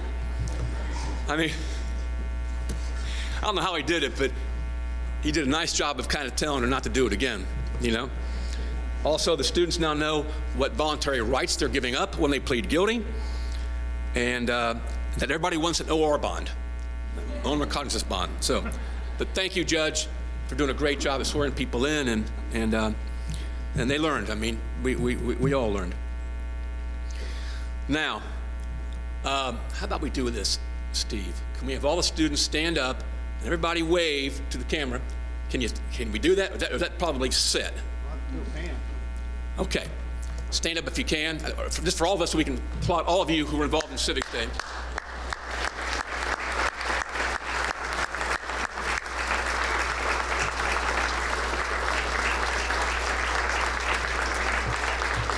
And say your name all at the same time, okay? 1, 2, 3, say your name. There you go. So, y'all made the video. All right, now the school board. I don't think I forgot anybody on council, did I? I don't think I did. If I did, tell me. All right. The school items also did a lot. There was a lot of research on the school items. I'm going to go through those. The first 3, I believe, are Baden. The last 4 are Hamilton High. New business of the school board. And Catherine Hoting, she's involved in accounting and marketing, hopefully in college, involved with track and field. She wants to create a library and study area at Baden High School. And she plans, she actually said that the library would be a place to be able to individually work and focus on your studies. Number 2, Olivia Pratt. She wants to improve Wi-Fi connectivity at Baden High School. More stable connection. I'm not quite sure what that means. I'm not sure what they're experiencing, but I'm sure that problem will be probably taken care of. All right, number 3, hire a speech therapist and an IEP coordinator, and that was Abby Bartlett. Okay, let's stand up, wave. Okay, Abby's going to be up here shortly too, I believe, in a few minutes for to talk to all of you again, and she thought that would be good for to be able to write and update student like IEP plans. So, speech therapist and IEP coordinator at Baden High School. Now the Hamilton High School ones. Number 4 was a portable microphone system for Enharmonics at Hamilton High School. And that was Adele Benjay. Sorry about that. Okay. There are a lot of questions about that too. I mean, I thought the dialogue of this was amazing. There are more people who wanted to speak, but we ran out of time, so they couldn't all speak and ask questions. But the ones who did had great questions, and the answers were very well done. And Ashlyn was should I take that back? Adele, she thought it was an idea that Enharmonics and maybe some other groups like Prestige should be able to perform in areas without a proper stage. They would need some kind of a microphone system. She wants to go to Ohio State, I believe. Is that correct? Okay. She's involved with Prestige Show Choir, Enharmonics a cappella group, and she works at Berkeley Square, or has worked at Berkeley Square. Had you done that? You worked at Berkeley Square or something like that as a job? Maybe you didn't. I may have wrote that down wrong. My bad. What? You work where? That's right. She's a barista at Starbucks. I couldn't read my handwriting. It looked like Berkeley Square. Those are 2 different types of places, everybody. I do apologize to you, Adele. All right, number 5, implementing foreign language classes in middle and elementary schools in the Hamilton City School District. And that is that Ashlyn Blevins, is that right? Okay. Now, and that was an idea that early learning of a foreign language is important for cognitive skills, and there's other reasons, and I thought that was just a really great topic of discussion. She's involved with volleyball and some other, I wish I wouldn't have scribbled this, Honor Society, of course, and I think they're all in Honor Society. I think and other places that she's worked at. I mean, again, these students, they all not just go to school and get good grades and lead, but they also work, and I thought that was absolutely tremendous. Bailey Carr is next. She wants to open the track at Hamilton High School to the public outside of school hours. Is that correct, Bailey? Okay. And she wants to be a physical therapist. She's involved with track and field, Young Life. And she's worked at two great places too, if I'm not mistaken, Flubs and Wings on Brookwood, right? Okay. And that's pretty cool, I thought. Number 7, reopening Hamilton's outdoor seating area during lunches and study halls. And that was Jackson Rogers, right. Now, he had some good reasons for that. Fresh air, reset your mind, relax, and it's free. So those are just, great answers. And I gotta say, Principal Ty Smallwood was there for the entire council as well as the school board. And he said he thought that, did you pledge it that you were gonna do that? Did you pledge that you were gonna do that? My boss is here. I'm gonna ask her first. Okay. Number 4, we talked about being a superintendent, so we said spring 2026 outdoor seating. So those were, I believe, the 7. Did I say everybody's project involved the school board? Because we got to start getting to the speeches here. Okay, I think I did okay with that. All right, now you're going to hear from 4 of the students, and we're going to start off with the Civics Day School Board Superintendent, Abby Bartlett from Baden. And I just want to say, she read the accomplishments of what's gone on in both of the schools, and it took about 15 minutes to get through all these accomplishments of what they've done this year so far.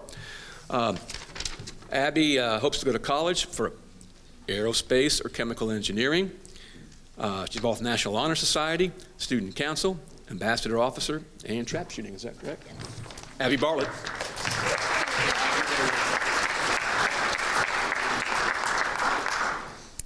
As I was preparing for the speech, I was reminded of the wise words of Simon Sinek.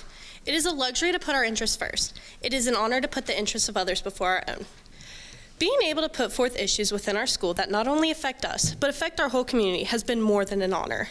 I am so grateful to be here speaking in front of you today, and I can't wait to share with you what the school board and I have done over this past month.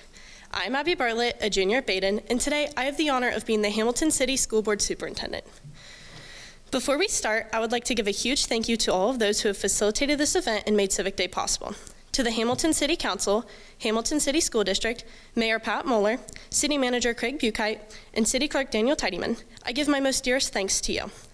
To Mr. Seitz, Mr. Braun, Mr. Keating, and Mr. Smallwood, thank you for everything you have done for your students. And mostly, my biggest thank you to Hamilton Rotary and Lindenwold Kiwanis. Kiwanis? My bad. I cannot express my appreciation for all that you have done. Thank you. Leading up to Civic Day, I was able to attend numerous tours around Hamilton, such as Shadow Day, City Garage, Police Headquarters, and the Cohatch Economic Development Walking Tour. These experiences highlighted the importance of local governments and city-level bureaucracies. Furthermore, it showed me how communities could come together to make something meaningful. The school board and I came up with issues in our schools that we believe needed to be changed. For Baden, we believed reinstituting the library, upgrading Wi-Fi connection, and hiring a speech therapist and an IEP coordinator would enhance our high school experience. On the other hand, the Hamilton students believe that getting portable microphones for the a cappella group, incorporating foreign language in middle and elementary schools, opening the track to the community, and reopening the outdoor seating would improve their school. Being able to collaborate with the Hamilton students has made me realize that what seems like 2 very different groups of people are not as different as they seem. My favorite memory from this experience is when Baden hosted Jackson and Adele, and Hamilton hosted Catherine, Olivia, and I. I was worried that I would not be welcome, or I would be the odd one out, but I was completely wrong. Visiting Hamilton made me realize that in the end, we are all part of the same community, one who can come together and make a difference. Although Baden and Hamilton have their differences, including uniforms, school size, variety in lunches, and obviously private versus public, we share so many similarities. When I was at Hamilton High School, it just felt like a normal school day. We were directed from class to class, including but not limited to forensics, English, pre-calc, and a cappella, and later taken to their school's pep rally. We cheered on Team McCloskey when we later won the event. This pep rally reminded me of something that we have at Baden, Spirit Olympics. Towards the end of the event, they announced there would be a girls' tug of war. As soon as I heard that, I locked eyes with a Hamilton teacher who quickly ushered me down to play. As we were waiting to play, I spoke with the other students and I joked about how I didn't even go there. They all assured me that I was welcome to play and that they wanted me there with them. It was refreshing to have instant camaraderie with fellow students at a rival high school. Fulfilling the role of superintendent was not an easy task, but it was more than meaningful. From this experience, I learned that to make a change, everyone has to set aside their differences and come together as one whole community. I am now able to identify issues within our school and understand the processes used to make that change. Furthermore, this role has shown me that time management is everything. With nearly weekly meetings at Hamilton High School with Mr. Braun, thank you so much to him for all that time, to obtaining all of the research needed to put forth our proposals, this journey hasn't been easy. It has shown me a greater appreciation for those who do it every single day to keep Hamilton alive and flourishing. Once again, I want to give my biggest thanks to all of those who have made this event possible and gave students the opportunity to experience how their community is run. Thank you.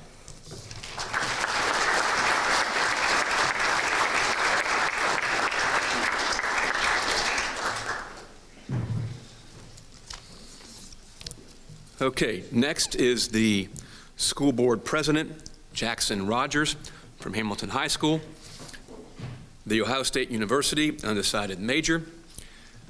It's going to take a minute to read all these here. Now we got Prestige Show Choir and Harmonix a cappella, National Honor Society, Tri-M Honor Society, Student Council, Hamilton High School Swim Team, Rolling Hills Swim Team, Hamilton High School Drama, Social Media Manager, and also a cashier at Jungle Gyms. Is that you? All right, Jackson Rogers, everybody.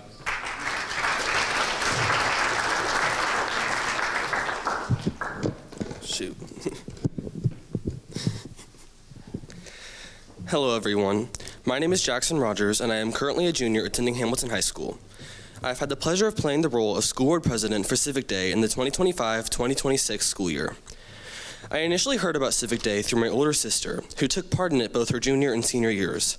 She told me all about her issue, what she learned, and how it was something that I should totally take part in when I become a junior in high school. Now I am in her shoes and can assure you that I will gladly convince the younger generations to take part in this too. Being a part of Civic Day has been a huge learning experience for me. I have gained valuable insight into many things, from what the inside of a police station looks like to how our city is connected to very well-known places across our country.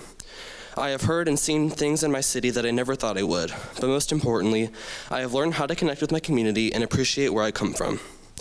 I have lived in Hamilton for my entire life, and I've seen firsthand the progress that this city has made. When I was younger, many of the places that are in the city today were just a patch of gravel. I would constantly hear from residents of other cities gossiping about how where they live is so much brighter, connected, and how it must be a shame living where I do.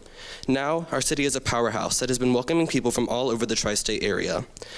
The addition of new restaurants, the renovation of the Rivers Edge Amphitheater, and the building of the Spooky Nook Indoor Sports Complex are just a few of the impactful pieces to this journey of giving Hamilton a fresh coat of paint.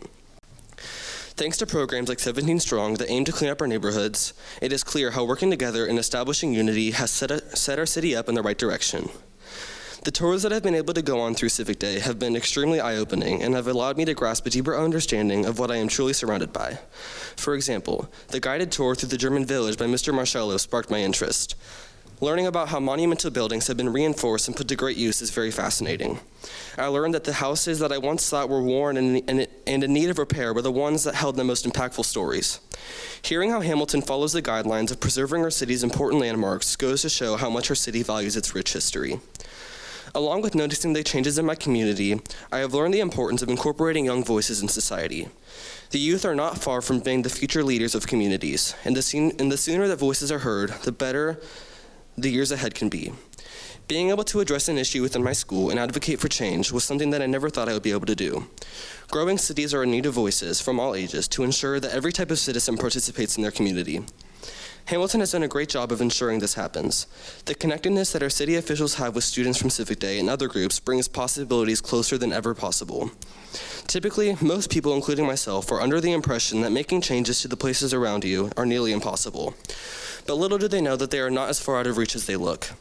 I feel as though I am now prepared to take a stand in my future and do the most I can to make where I live the best for those around me. I would like to thank everyone who has worked behind the scenes, helping to coordinate this special event that my peers and I have been able to experience. I want to especially thank Mr. Braun and Mr. Seitz for continuing to provide this opportunity to students of Hamilton and Baden High School. I am constantly reminded of the growth that the city has been making, and I'm now proud to call myself a citizen of Hamilton, Ohio. Thank you.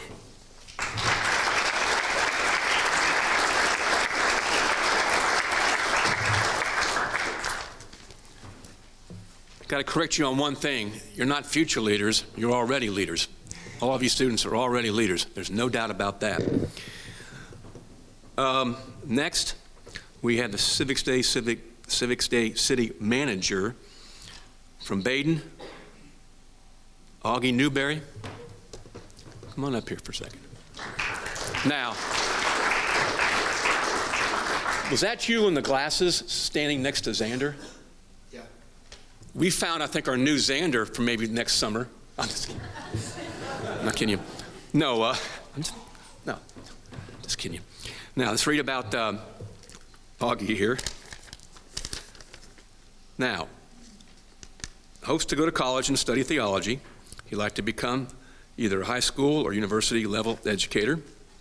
He's involved with swimming, student council, Scholar Leader Academy, and he did a great job fielding all those questions that the council members wanted to just direct his way. And we do the same thing to our great city manager, Craig Buchheit. If the council doesn't know the right question or answer, Mr. City Manager, can you please give us a report? He did a good job of doing that. Augie, thank you. Hello. As Mayor Moeller said, my name is Augie Newberry. I'm a junior at Baden High School.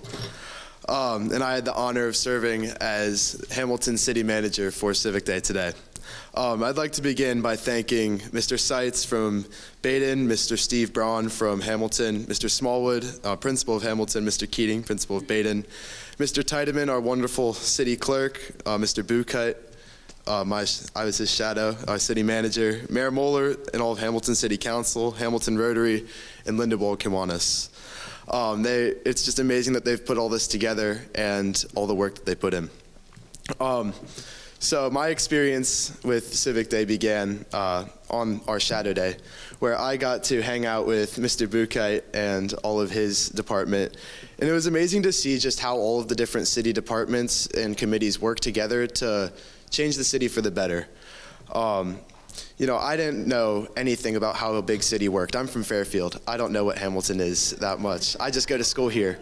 But getting to look around and see how the city is growing and how it's changing, how they're looking at the problem areas in the city, and they've made them just so much better for everybody. We got to walk downtown with other city officials and look at the changes, you know, hands-on. We got to see what was happening, and we got coffee. So I was happy. And then for my next tour, we went to the Municipal Garage. And I had been to the Fairfield Municipal Garage. The Hamilton one is like 10 times bigger. That was so cool to see. And just seeing how it runs behind the scenes, how they decide when they need to repave the roads, how they've been looking at repaving the roads, seeing all the different like, you know, cars that are being made, how the, you know, they work on painting the roads, got to see that. They do not know how to paint them straight, apparently. And then we got to climb on the salt mounds, as you guys saw in the pictures. It feels just like snow. After that tour, I got to go to the police station and see how the city was utilizing their resources to make just a better new facility for the police, and how they're using that facility to its fullest to, you know, ensure the safety of all the citizens of Hamilton, and how the police keep Hamilton as nice as it is. And then today, I was able to assist all of the different, you know, city council members and all of the department chairs as they had all their questions, and I got to have all the questions directed to me and make a lot of different, I don't know what the word is. Well, and then just behind the scenes, I was given so many different, I'm losing it. I forget the word. Briefs, policy briefs. I was given so many policy briefs from all the different departments, and I got to pick out I mean, I guess my favorite one from all of them. And then I got to give feedback to them about what they needed to change, how they were getting funding, and apparently there's a grant machine somewhere because they have infinite funding there. And so I had no idea what went into running such a big city. And just being here, getting to see how Hamilton continues to be the great city that it is, was just changing, like life-changing for me. I now am very interested in going, as he said, theology, but now I'm also interested in public works and helping, make the city a better place. I'm excited to learn more about the city moving forward, and once again, thank you all for coming.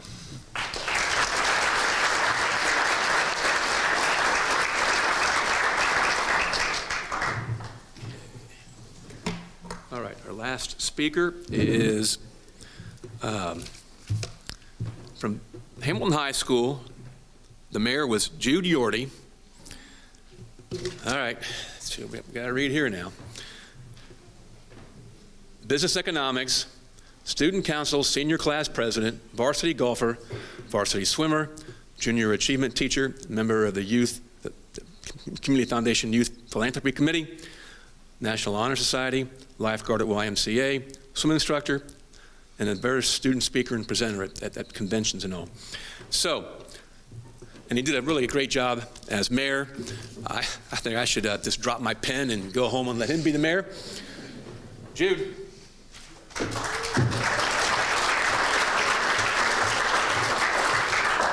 I really appreciate that introduction. I think you got it all, Mr. Mayor. Good afternoon. My name is Jude Yorty, and I'm currently a senior at Hamilton High School. And I'm honored to have been chosen to represent the mayor of the city of Hamilton for Civic Day class of 2026. I stand here today to share a variety of insights that I've acquired about our illustrious city through numerous tours and immersive shadow days.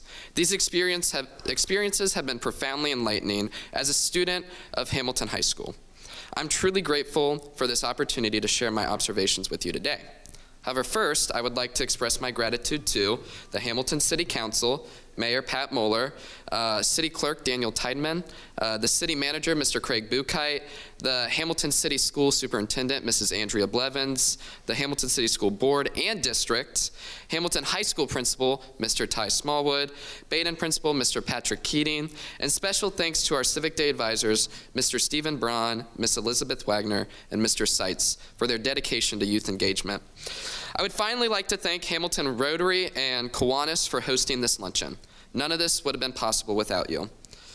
We began Civic Day with an opportunity to accompany a city official who provided insight into the process of running a city council meeting.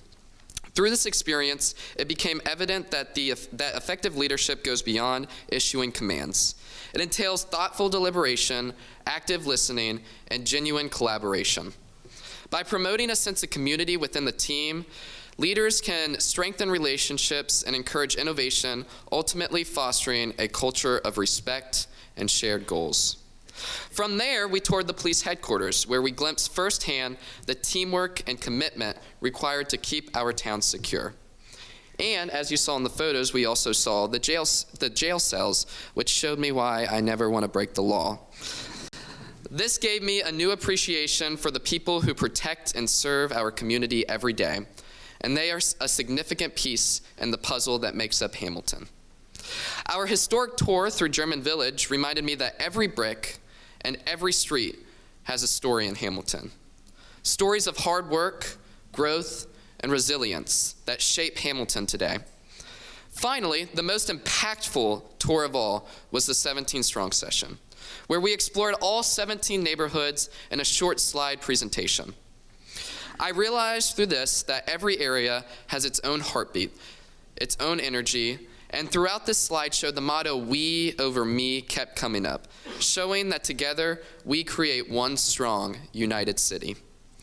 All of these tours were fantastic, but my favorite part of Civic Day was working alongside the students from Baden High School. While Baden and Hamilton's rivalry has always been infamous, meeting them and engaging in forward dialogue toward our community growth showed me that despite attending different schools, we share one common Hamiltonian spirit. Civic Day showed me what it means to be a Hamiltonian. I'll be entirely honest with you guys. There was a time when I didn't fully appreciate the city the way I do now. Walking through its neighborhoods, meeting its leaders, and hearing its stories reveals a tremendous pride and stability that this town embodies. I am now proud to call myself a Hamiltonian and would be delighted to call this place home again. Thank you.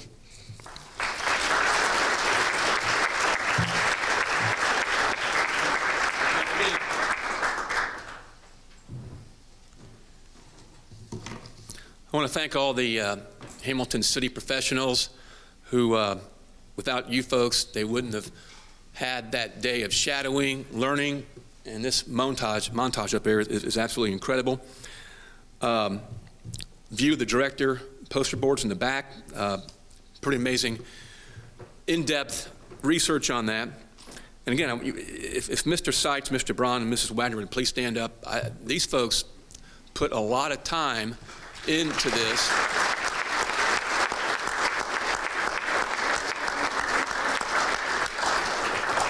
And it just keeps getting better and better experience. I mean, new this year, they had directors come up to the audience of citizens, and as well as, you know, during the actual presentation of a resolution, a council member would call up a director, and I just thought is this going to be a better educational experience thanks to you teacher advisors. So, I believe that's all that I've got right now, and I forgot it. Kiwanis closes this, is that correct?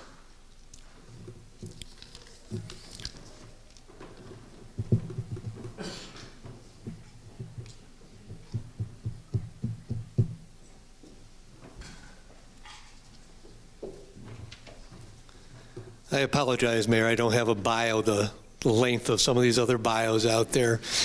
Just thanks a lot for all the shout outs for our community service organizations, both the Hamilton Rotary Club and my Lindenwold Kiwanis Club. It's an honor to participate this on an annual basis. It's a great group of students here, and the future is truly bright.